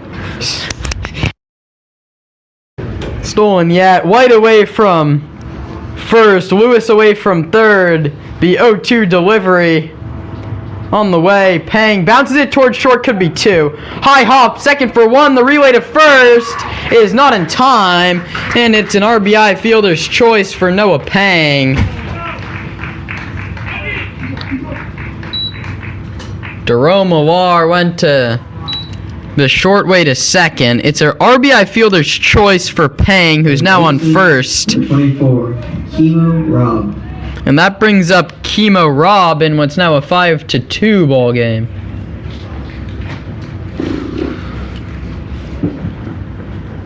Rob has walked and struck out looking. That was off the starter Brady Williams. Pang leads away from first. Williams' pitch is in the dirt.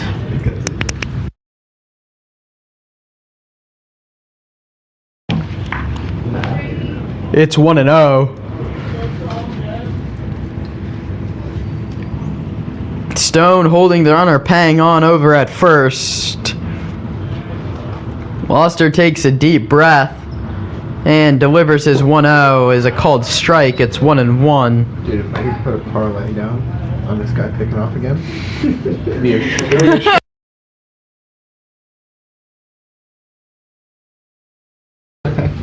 Yeah, 1 ball, 1 strike. Runner leads away from first. That one's popped foul. First base side. What's that? It's 1 ball and 2 strikes.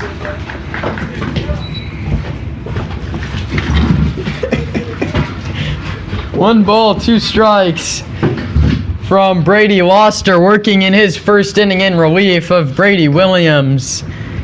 Here comes his 1-2, and it's outside. 2 balls and 2 strikes.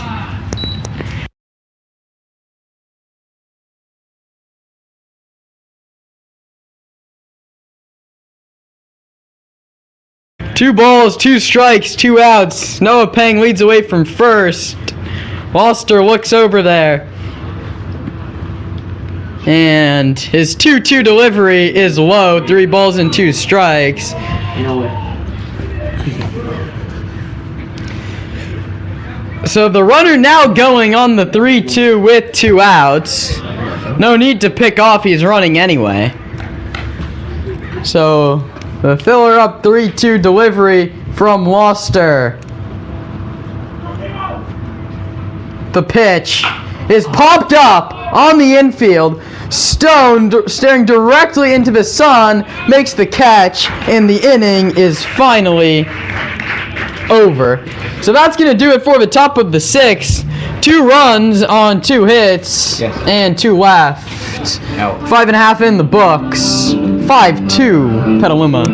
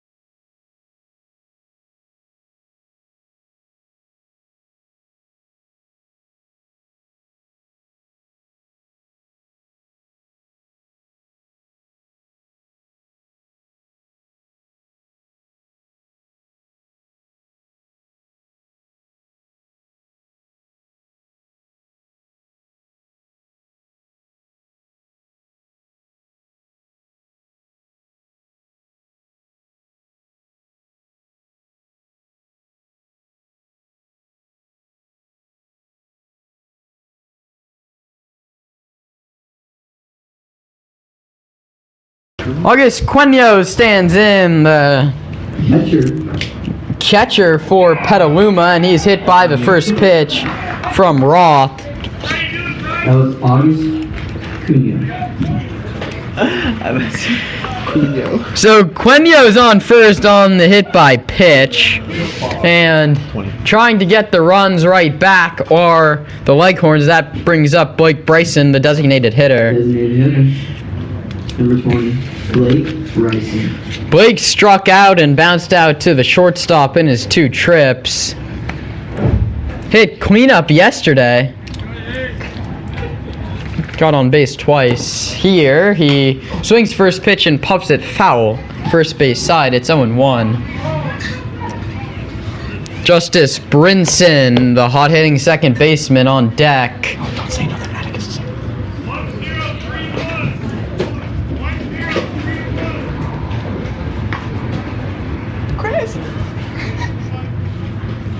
So no balls and 1 strike.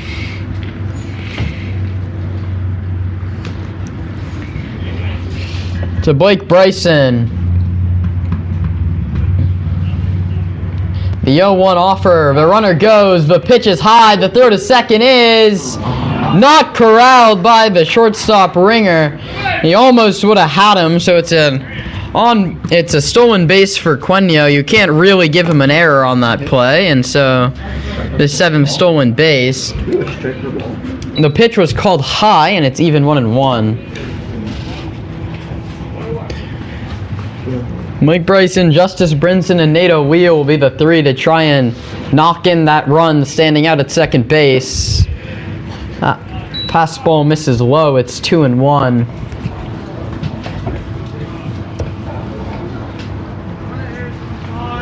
Two balls, 1 strike. The leadoff man Quenio walked and then stole second. Roth's 2-1 is a breaking ball in the inner half, and it's 2 balls and 2 strikes. So the count's even 2-2.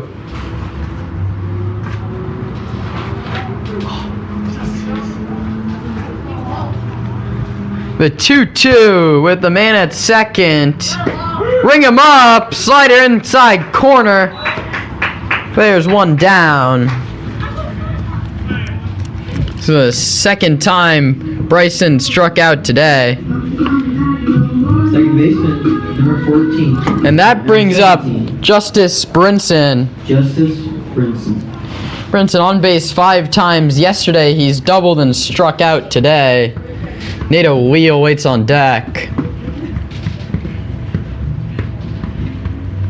Roth trying to keep it at a 3-run deficit, and he's hit someone else. That got a piece of Justice Brinson. But the home plate umpire, Keith Baker, disagrees, and it's ball 1.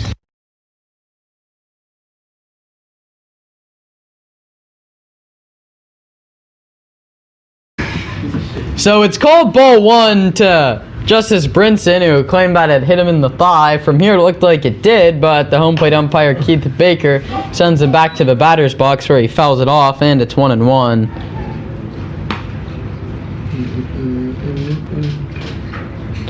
So 1 ball and 1 strike. Caden Roth working to Justice Brinson here in the bottom of the 6th. The Leghorns are leading 5-2. Roth checks second and delivers a 1-1. Brinson fooled badly on a 55-foot breaking ball, and it's 1-2.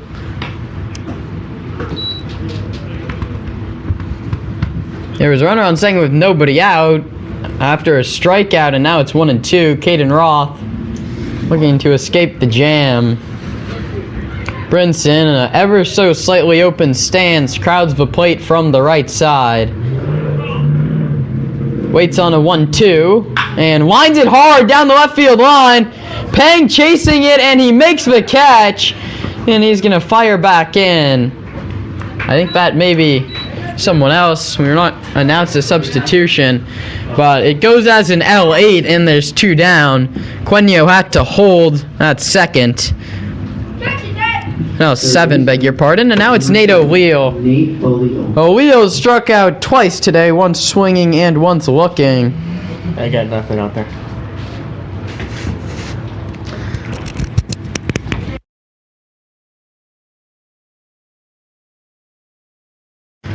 The first pitch to O'Wheel is a slider that finds the inside corner. Nice frame by Stephen Souza, and it's something in 1. Walk, stolen base, and now with 2 outs, Queno still standing out there at second. The 0-1 hit him, and O'Wheel heads to first. There's going to be no dispute on that hit by pitch. The second hit batsman of the inning. Builder, number 4. And there's runners at first and second for Nico Antonini. Antonini walked, stole a base, and scored a run in the 5th. He's also grounded out to first.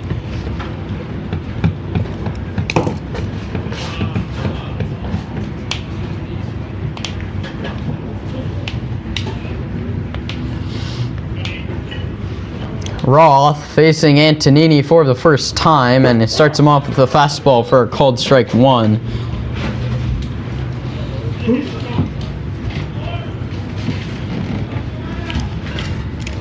Raul Valdivia waits on deck.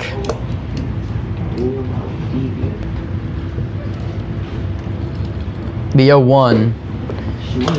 Fastball just misses. It's even at a ball and a strike. They both got hit. You're trying to miss any hits. The 1-1. Roth delivers in the dirt. It's 2-1. The pace of this game has drastically slowed down here in the middle innings. It's 2-1.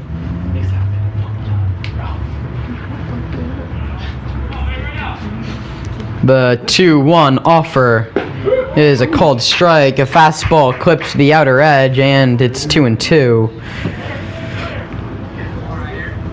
2-2 pitch, 2 outs, 2 on, bottom half of the 6th. Antonini looking to extend what's a 3-run lead. Roth just misses filler up. It's 3 balls and 2 strikes, and the runners will be going.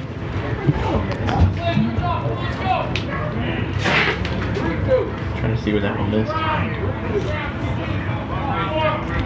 The full count delivery, runners going. It's grounded foul, and we'll do it again. We can help. The runners will be let loose on the next 3-2. Last half of the 6th inning. Another full count delivery. There go the runners. The 3-2 is low. He walked him, and the bases are loaded.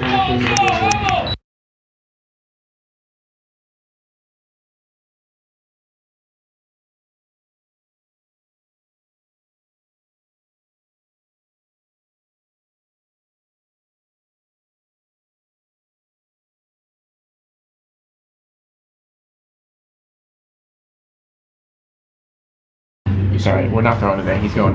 He started at 1:30. No, they started at 1:30.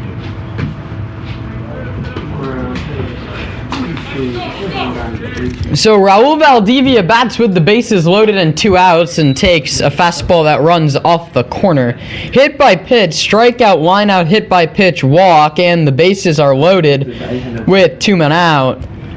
And it comes up to the 10th hitter, Raul Valdivia, to try and extend what's a 5-2 lead for his Petaluma Leghorns.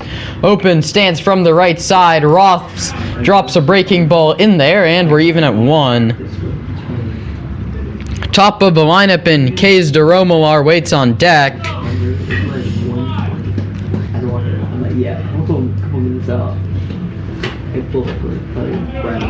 Here comes a 1-1 offer. That's lined into left, sinking fast. It's going to dunk in for a hit. 1 run's going to score. They're going to send the runner, but throws way up the line. Nobody home. It's going to roll to the backstop. They're going to send another runner in to score.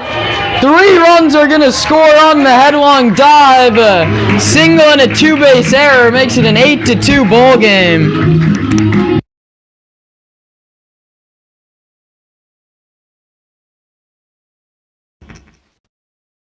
Valdivia lined one into left. The left fielder came up firing and just sailed one to the backstop. 3-run score, and it's 8-2.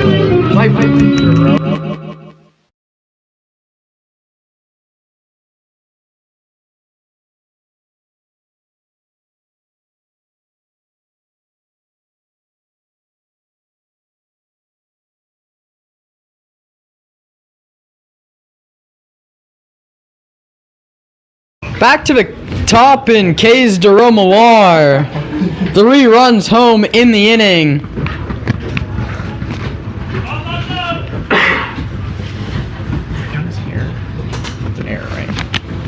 It's a single and an E7, a 2-base error charge to the FCA left fielder, and a fastball is called for a strike. It's 0-1.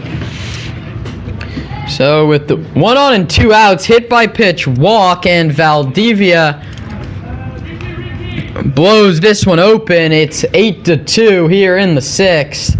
The 0-1 to K's is low outside, gets away from Souza, and count that as steal of home number 4. It's 9-0. Or beg your pardon, 9-2. Souza throws down his helmet in disgust, and he may be hurt. Out comes Greg Mugg, and the team's gonna come together. I didn't want you to be probably hurt.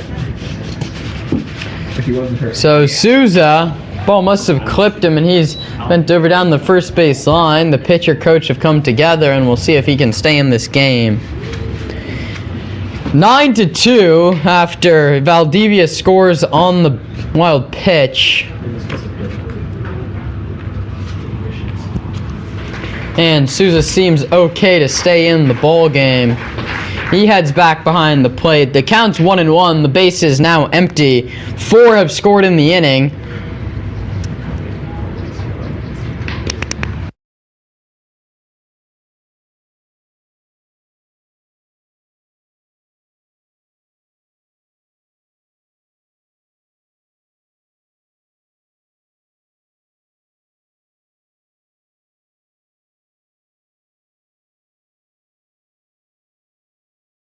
This one's driven out towards left, angling into the alley and making a diving catch as the left fielder, and the inning is finally over. 4 runs on 1 hit, and a man left. We head to the 7th. It's 9-2 Petaluma.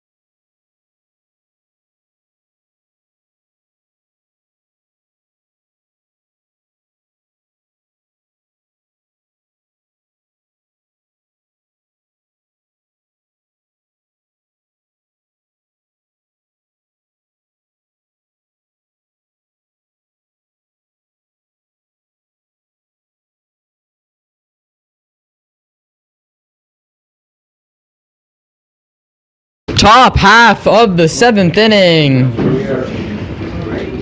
Here from Pat Bale Field at the College of Alameda, the Leghorns leading 9-2 in a very eventful frame where 6 runs were total scored between the 2 clubs.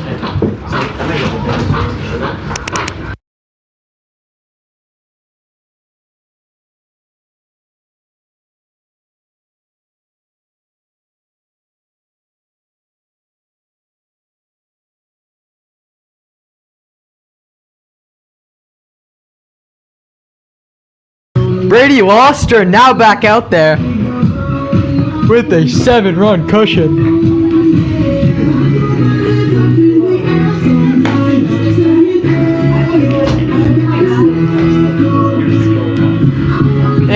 The FCA, beg your pardon, goes to the bench. Not sure who they're going to call upon. Top of the 7th inning. I think this is Number a... 30, Austin Sands. Wait, go to a pinch hitter. Number 27. That's pinch Patrick hitter. Bartito. Patrick Bartito.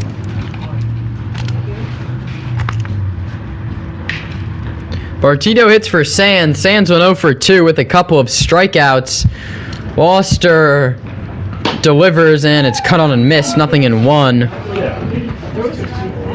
Ringer and Polk due up after Bartito. No one up in the Petaluma pen. It looks like it may be Foster's game to finish here in the top of the 7th. That one's grounded hard to third. Backhand by O'Wheel. The long throw across the diamond in time. Very nice play by Nate O'Wheel. There's one down. And that brings up John Ringer, the shortstop. Ringer's grounded out to second and popped up behind the plate to Quenio. The shortstop, number 10, John Ringer. 7 runs on just 4 hits for Petaluma. As command was an issue for Roth in the bottom of the 6th. Here it comes. A breaking ball low to the shortstop who's 0 for 2. Slightly open stance from the right side for Ringer, who waits on a 1-0. Foster rocks and fires a fastball for a called strike at the knees. It's 1-1. Ringer doesn't like the call, but we're all even at a ball and a strike.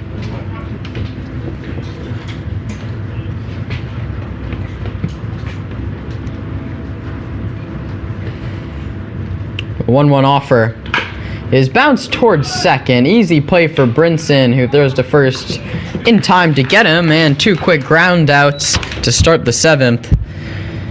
Petaluma, if they can hold him here and pick up 3, would pick up a mercy rule, and I think that's really our only chance at the anchors and captains starting on time at 5 o'clock. As the field needs to get redone, players need to get loose, and speaking of, there's double barrel action down in the pen for FCA.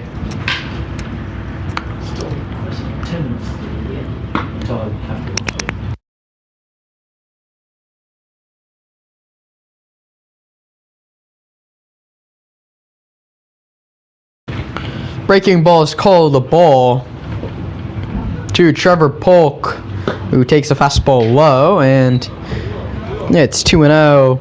A pop out and a single on the line for Trevor up until this point.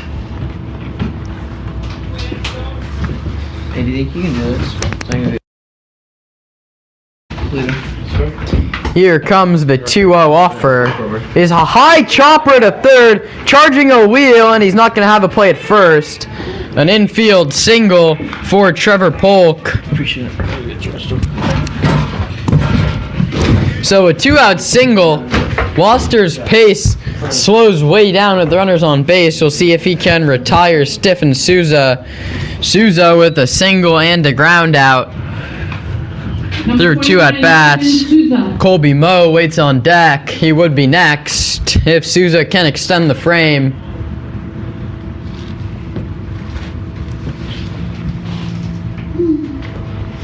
That one misses. It's 1-0.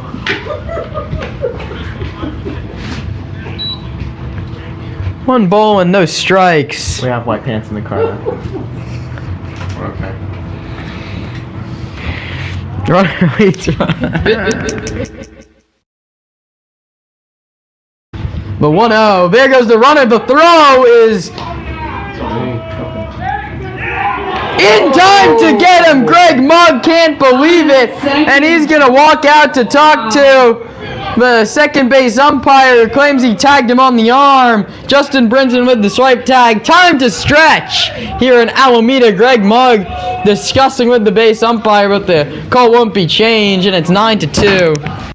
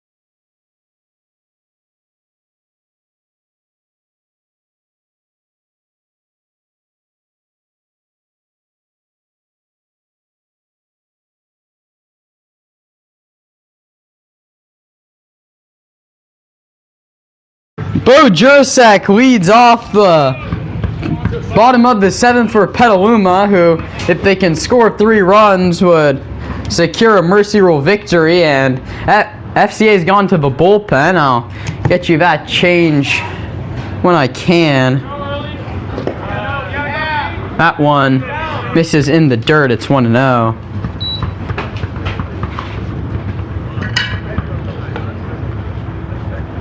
Anthony White has moved from second base to the pitcher's mound. He's going to face Jurasek, Vicini, and Eddie Stone. Jurasek 0 for 2. He's also walked, and that one gets past Souza as well. It's 2 balls and no strikes.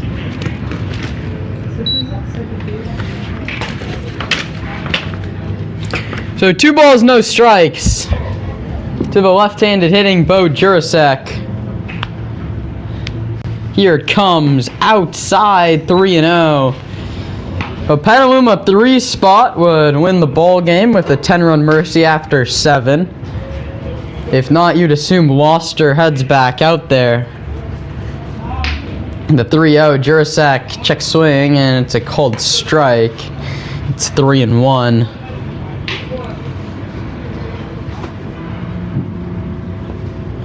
So Nico Orozco, Caden Roth, and now Aiden White, or beg your pardon, Anthony White, draws a swing and a miss with a 3-1 breaking ball, and the filler up, it's 3 balls and 2 strikes. Here it comes. Walked him, breaking ball off the corner.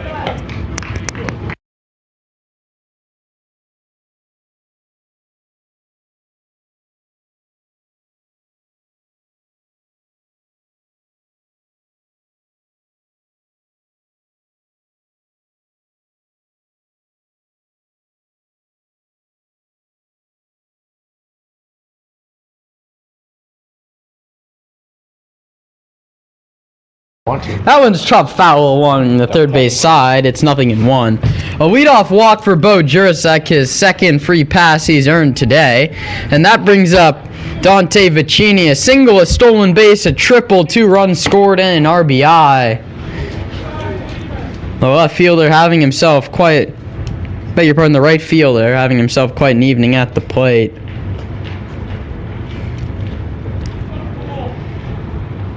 Here it comes. White from the slide step slings it in there, and it's 0-2. Eddie Stone, the cleanup man, waits on deck.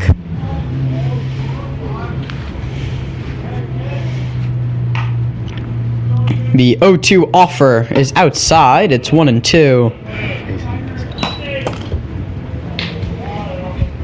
Dude, if we lose, Leghorns leading the Fellowship of Christian Athletes 9-2.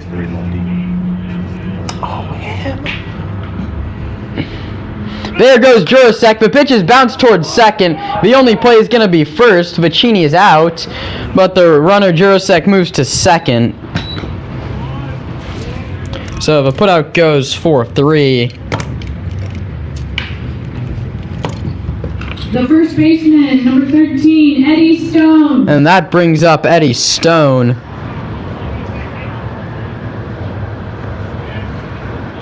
Stone has a ribby single, a walk, a stolen base. He's also flown out to center. He takes the first pitch low. It's 1-0.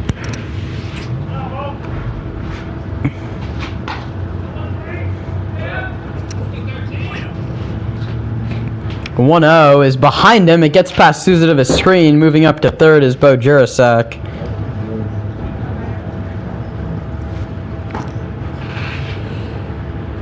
How do you score an RBI?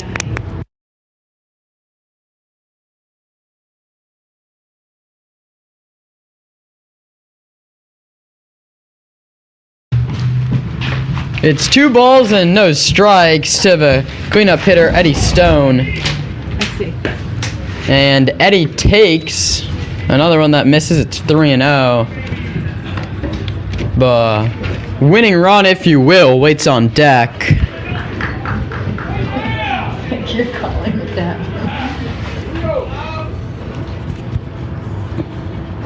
3-0 offer. Stone gets the green light and he fouls it back to the screen.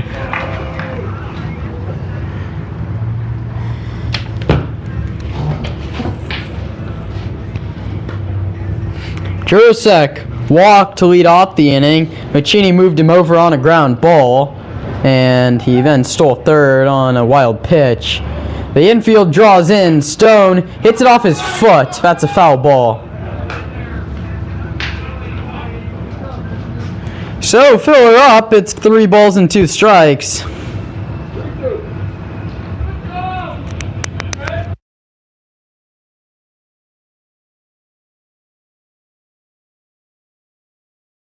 Full count delivery. Stone fouls another one off, and the count holds at 3 balls and 2.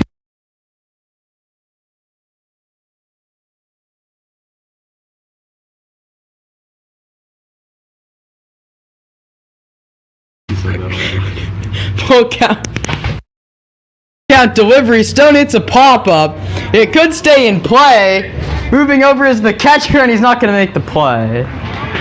Anthony White wanted to take it himself. It's not usual for the pitcher to make the call, but he is a usual second baseman.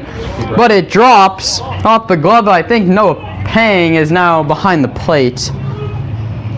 So the count holds 3 balls and 2 strikes. And he broke his bat. Stone's going to need a new piece of lumber for the 8th pitch of the at-bat. Infield in. 3-2 offer with a man at third and 1 out. The Leghorns in control, leading 9-2. Here it comes. That's popped up. Very shallow center. Moving over into right center to make the catch. The throw comes in. It was the right fielder, Mo, who made the play, I think. Nice play out in right. Holding at third is Jurasek. So the infield moves back. It goes F9, and that brings up the catcher, Augie Sueño. Number 2. 9-2 ball game Augie in the 7th.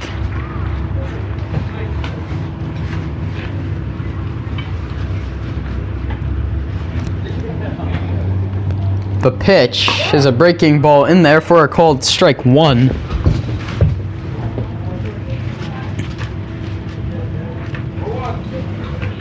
So it's 0-1 on Cueño. The backstop's 0 for 2. He's also been hit by a pitch.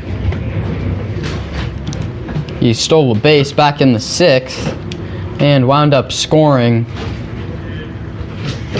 Here's in a 1-1 battle with White, who goes with another breaking ball. This one, though, is high. It's 2-1. We'll see if they can get it to the power-hitting third baseman, Blake Bryson. The 2-1. Cueño hits a chopper foul third base side. Even her up. It's 2 balls and 2 strikes.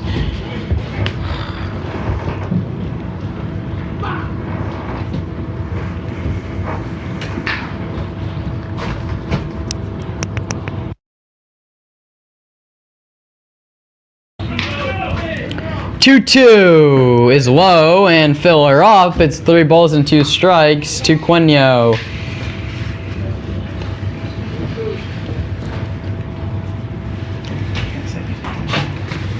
Three, 2 outs.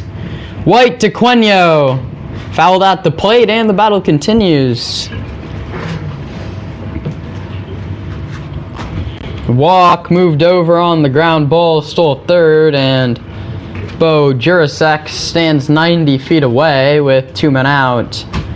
We'll have yet another 3-2 delivery from White to Cueño. Bryson waits on deck. Cueño ready. The delivery is popped foul again, this time first base side. And Augie Cueño just won't go away.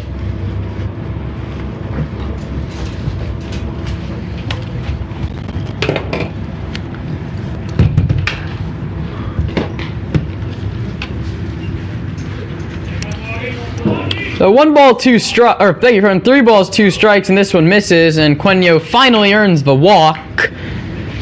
A hard earned free pass for Augie, and there's runners at first and third. Now up the designated hitter, number 20, Blake Bryson. That brings up Blake Bryson, who represents the winning run, and if he hits a home run, it would make it a 12-2 Mercy. There goes the runner, the throw down to second, they got him! And the inning is over. On to the 8th, 9-2 Leghorns.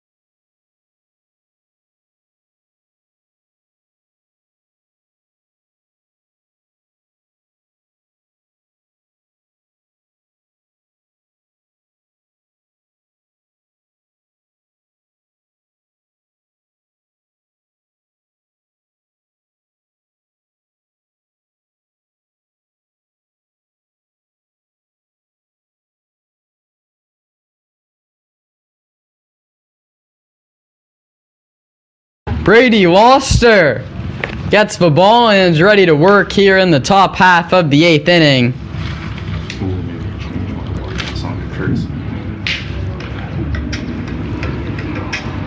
Steven Souza, Colby Moe, and back to the top in Cameron Rivera. Steven Souza. Who's he hitting for? Blake Bryson in the 6th position. Souza.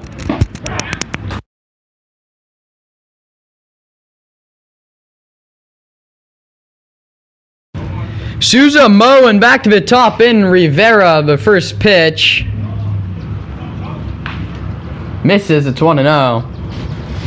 Loster delivers and caught on and missed, and it's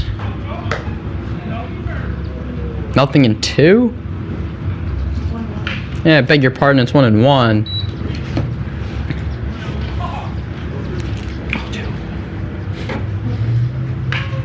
2.5 hours of baseball in the books here in the second game.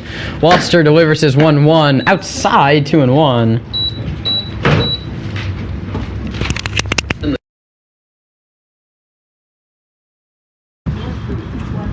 So it's 1 ball and 2 strikes. Walster takes a deep breath, rocks, and delivers. A breaking ball misses, and we're even at 2-2. Steven Souza has singled and grounded out to third in 2 trips. Colby Moe, the 9-hitter, waits on deck. Here comes the 2-2 offer. Struck him out swinging, one away.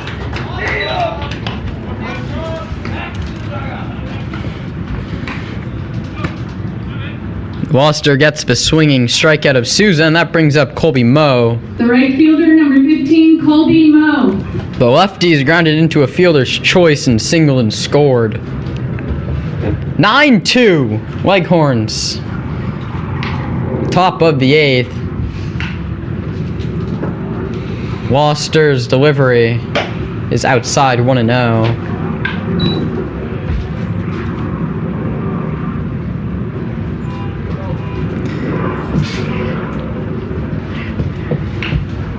Righty on the first base side of the rubber, delivers to the lefty Moe, a fastball at the knees, a called strike. Brady Gloucester, not the quickest worker we've seen at the tournament up until this point. Sets just above the belt, just takes a deep breath and slowly rocks and fires outside 2-1.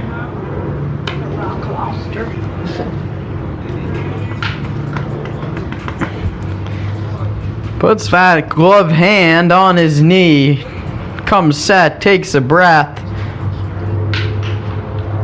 and his 2-1 is outside 3-1.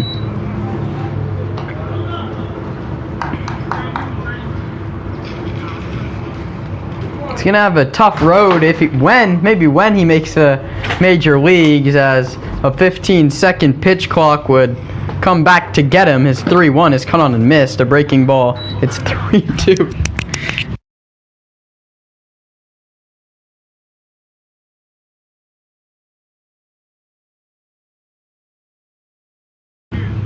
So fill her up. It's 3 balls and 2 strikes. The pitch is popped up, playable, but it's gonna drop in the dugout, and it's 3-2. The battle continues between Moe and Gloucester.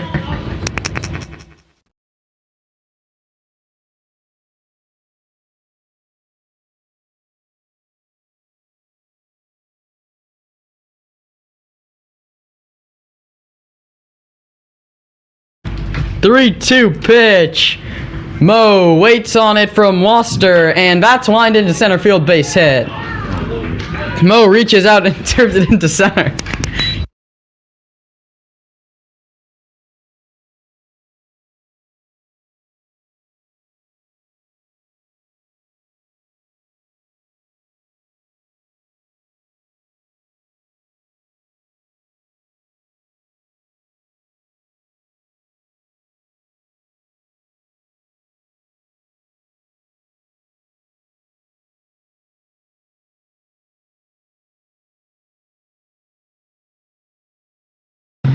The leadoff man, Rivera, first pitch swinging, grounds it foul at the plate. Rivera has lined out to center 3 times tonight.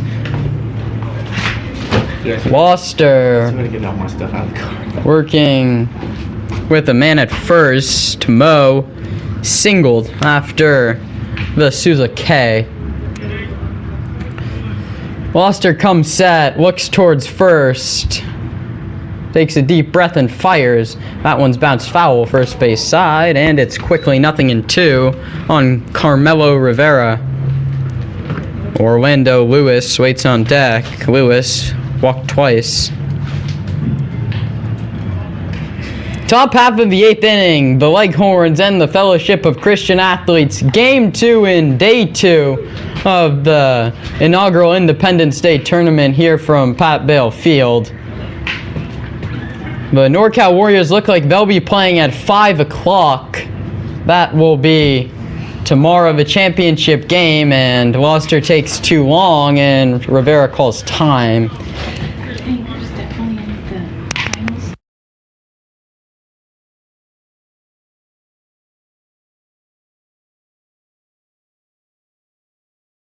Here it comes, and it's fouled straight back to the screen. We'll go through the scenarios real quick. So if these results hold, the Leghorns will have a plus 19 run differential and a 2-0 record, which would secure them a spot in the final. The NorCal Warriors at this point are at a plus 12 run differential. They are also 2-0. So I would be shocked if those two aren't in the final. So then no matter what the result of the captains and the anchors are, that curveball misses way high. That's 1 and 2. Unless the captains beat the anchors by over 10-0 score, we'll see a rematch of the captain and the anchors tomorrow at 1:30. So my prediction here, or not my prediction, how I'm 90% sure this thing will shake out, barring a 10-run comeback here in the top of the 8th and 9th inning. Rivera strikes out swinging on a breaking ball 2 away. We'll have at 10 a.m. the 5th place match between the Fellowship of Christian Athletes and the Redbirds. Then at 1:30 in the battle for 3rd, we'll have a rematch of the captains and anchors. They play in just a few minutes after the conclusion of this one. And then the championship will be the Leghorns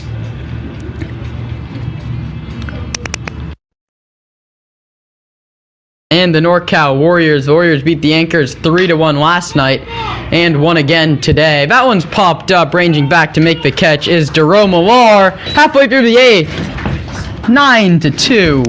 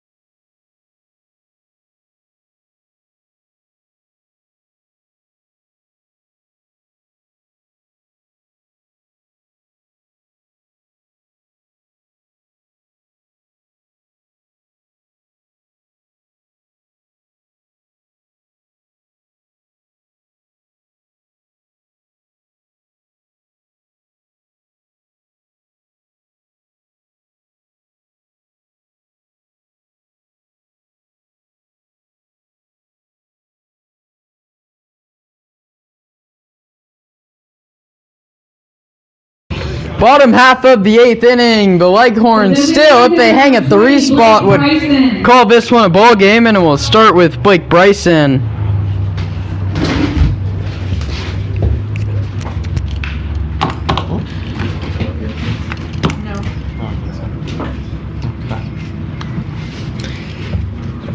Bottom of the 8th, Bryson takes high. It's 1-0. Maybe just give it a quick run. Anthony White out for his 2nd inning of work and delivers. They're called strike 1. It's a ball and a strike.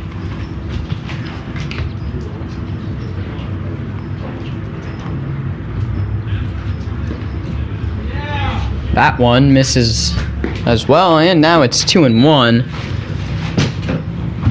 Blake Bryson ahead. Do you know who's going to be here for your game? Like Dan is going to. That ball misses, and it's 3-1.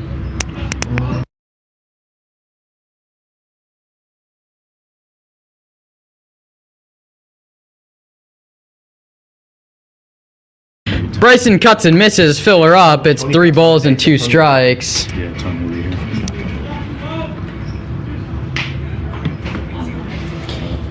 The full count offer. Bryson waves and misses. He's out.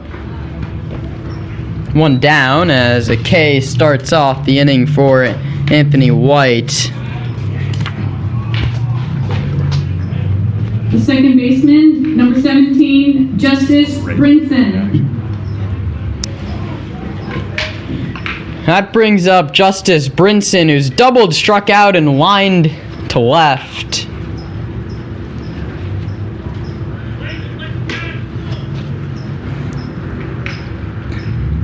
The pitch is at the letters for ball 1. It's 1-0. Brinson will be followed by Nate O'Leal. The 1-0 offer is outside 2-0.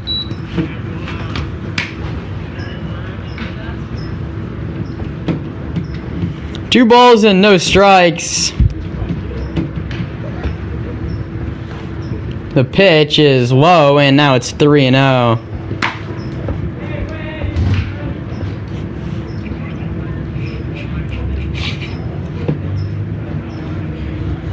The 3-0 offer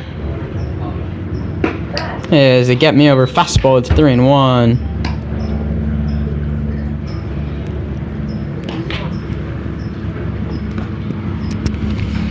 So 3 balls, 1 strike. Justice Brinson takes the called strike 2. Fill her up.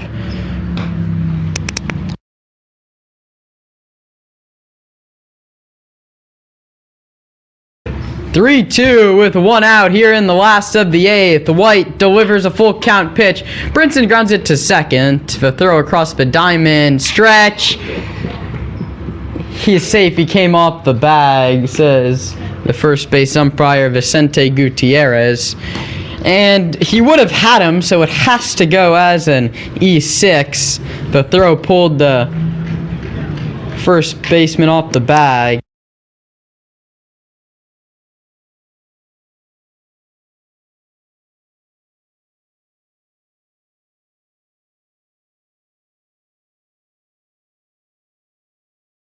Or called strike 1. So Brinson reaches on the E6.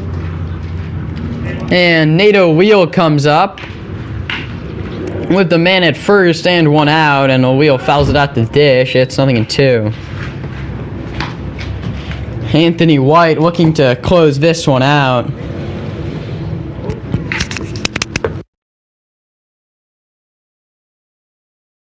No balls, 2 strikes to yesterday's starter Nate O'Leal, who strikes out swinging. Good morning, good afternoon, good night. There's 2 down.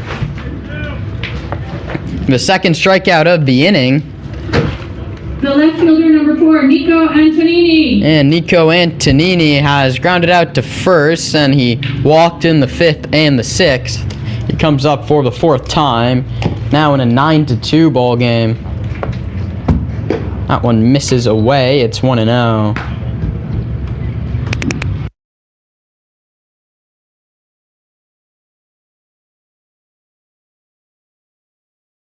One ball, no strikes. That one is a called strike. It's 1-1.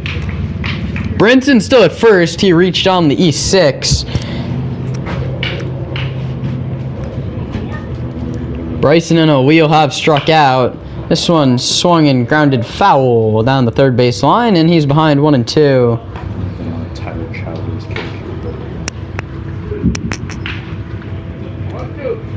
1 ball, 2 strikes, 2 outs. The last half of the 8th. The pitch gets through Souza, or beg your pardon, Pang, and out to second goes Brinson. He's gonna round but hold there on what's gonna go as a pass ball against Noah Pang.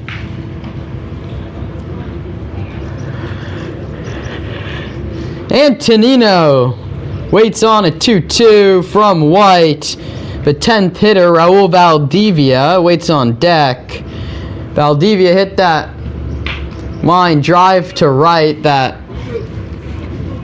line drive to left that will end up as a single and a 2-base error. A very close 2-2 offer is a breaking ball outside. Fill her up. 3 balls and 2 strikes. 3 balls, 2 strikes, 2 outs. We'll see if they send Brinson from second. The 3-2. Ring him up! Strike 3 called! Antonino had already flipped the bat towards the third base dugout, beg your pardon. He's gonna head back there. That does it for the 8th. 9th inning we go, 9-2 Leghorns.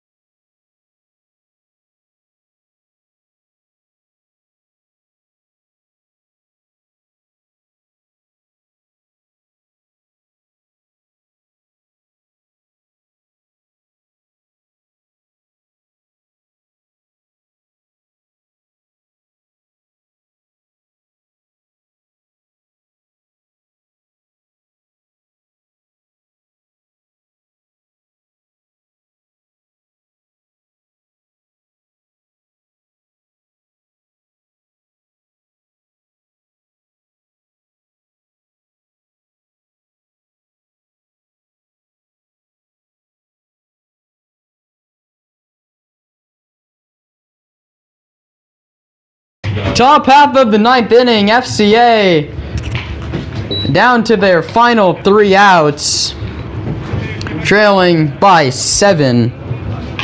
The new pitcher is August Queno, who was behind the plate. That one's grounded foul. I think that's number 14 on the hill. Beg your pardon, it's number 13. So the new pitcher is Eddie Stone. He's played first base the last 2 games. Here, that one's cracked towards right center. But Cheeto chasing back, and so is center field. He's not going to get it. It's going to roll to the warning track. And motoring into second with a double for Anthony White, who's just turned in 2 shutout innings, tack on a double to go along with it. That's his 2nd hit of the ball game, and that brings up Noah Pang, who's been doing the catching. Number 5, Noah Pang. Pang started the game in left field. He's been doing the catching for the last 4 frames.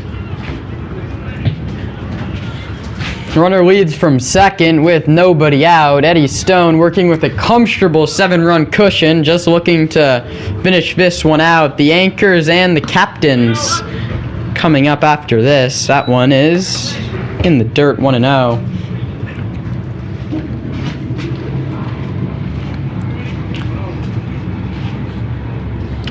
One ball and no strikes. Huge leadoff second, and chin music high and tight. 2 balls and no strikes.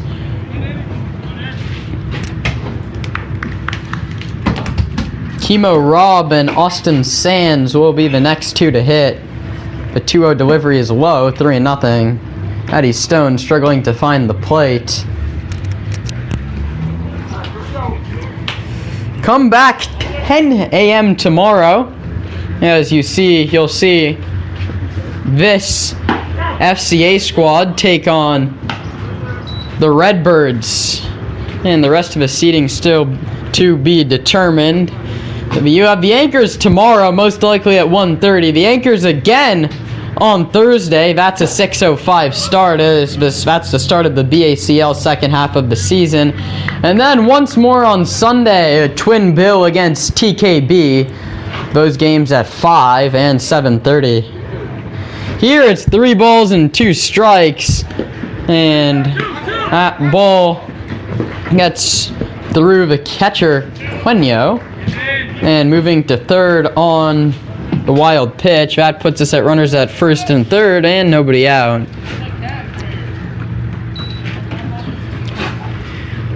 Brings Chemo Rob to the plate. He's walked and been retired the other 2 trips. Number 24, Chemo Rob. Runners from first and third. That's a 55-foot fastball that hops past the catcher, and it's 9-3. Moving up to second is Noah Pang.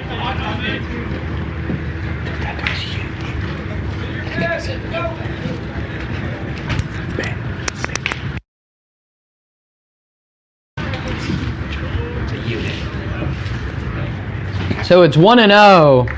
Stone desperately trying to find the zone, and that's not going to do it. High and tight, 2-0. And out to the mound goes Augie Quenio to talk it over. 9-3. Petaluma leads in the top half of the 9th. Eddie Stone has nothing but run support to try and close this one out. He's started double and a walk, and now it's 2-0.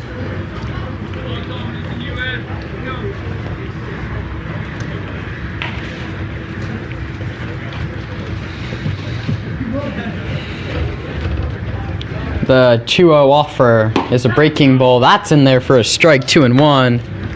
Fastball command has yet to be found, but he drops a breaking ball in there to get back in it. It's 2 balls and a strike. The 2-1 is low. 3 balls and 1 strike. Austin Sands waits on deck. Me and all these guys are gonna have the same yellow cleats. Hell yeah. 3 balls, 1 strike. We'll see if Chemo Rob is swinging on a hitter's count. He is not, and called strike over the inner half. Filler up. It's 3-2. Here first and then the main team. And then I just know I wouldn't have got better with them, to be honest. I would have just 3-2 pitch, lined into right, sinking fast. That's a base knock. Piccini makes the catch. Moving up 90 feet is Noah Pang, and the ball game continues with still nobody out. And Bartito steps in for the second time. He grounded out to third in his only trip. Number 27, first baseman. He's going to talk things over with Coach Greg Mugg. This person. Artito. Runners lead from first and third. Nobody yet to be retired here in the home 9th. That one is spiked, and moving up is the runner from first, Rob. Holding is Noah Pang. No outs on the bases when you need 6 runs to tie here in the 9th inning. John Ringer waits on deck.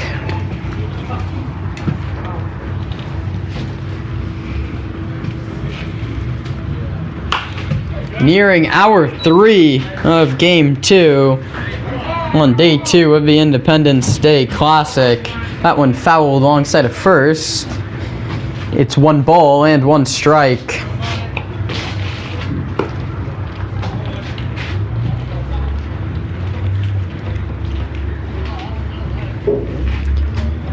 One ball, 1 strike. The pitch is caught on and missed. It's 1-2. A breaking ball in the dirt had Bartito fooled, and for the first time in 5 batters, Eddie Stone's ahead.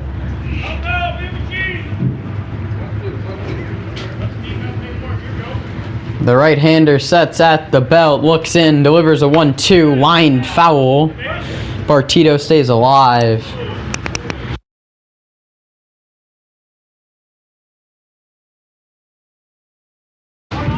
1 ball, 2 strikes. Stone to Bartito.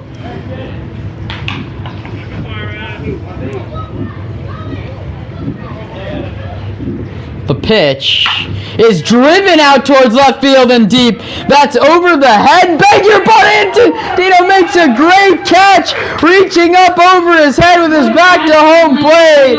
It's a sac fly for Bartito, and that ball was crushed. He gets the job done. It's now 9-4. What a catch. That one looked like it was headed to one hop off the wall. Spectacular catch out there. Antonino had other plans.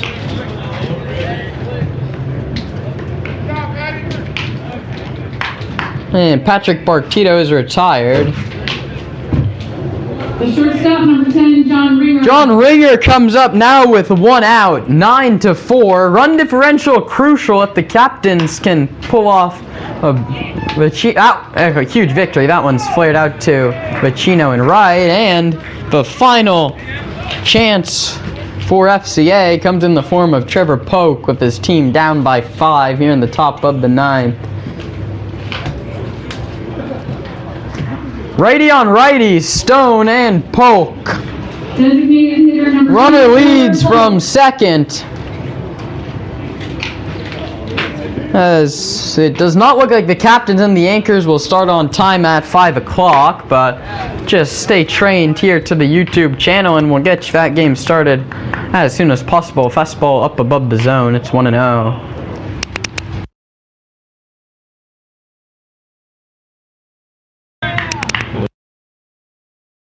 That one's a called strike. It's 1-1. Was it a strike? 1 ball, 1 strike. Eddie Stone looking to finish the job for Petaluma.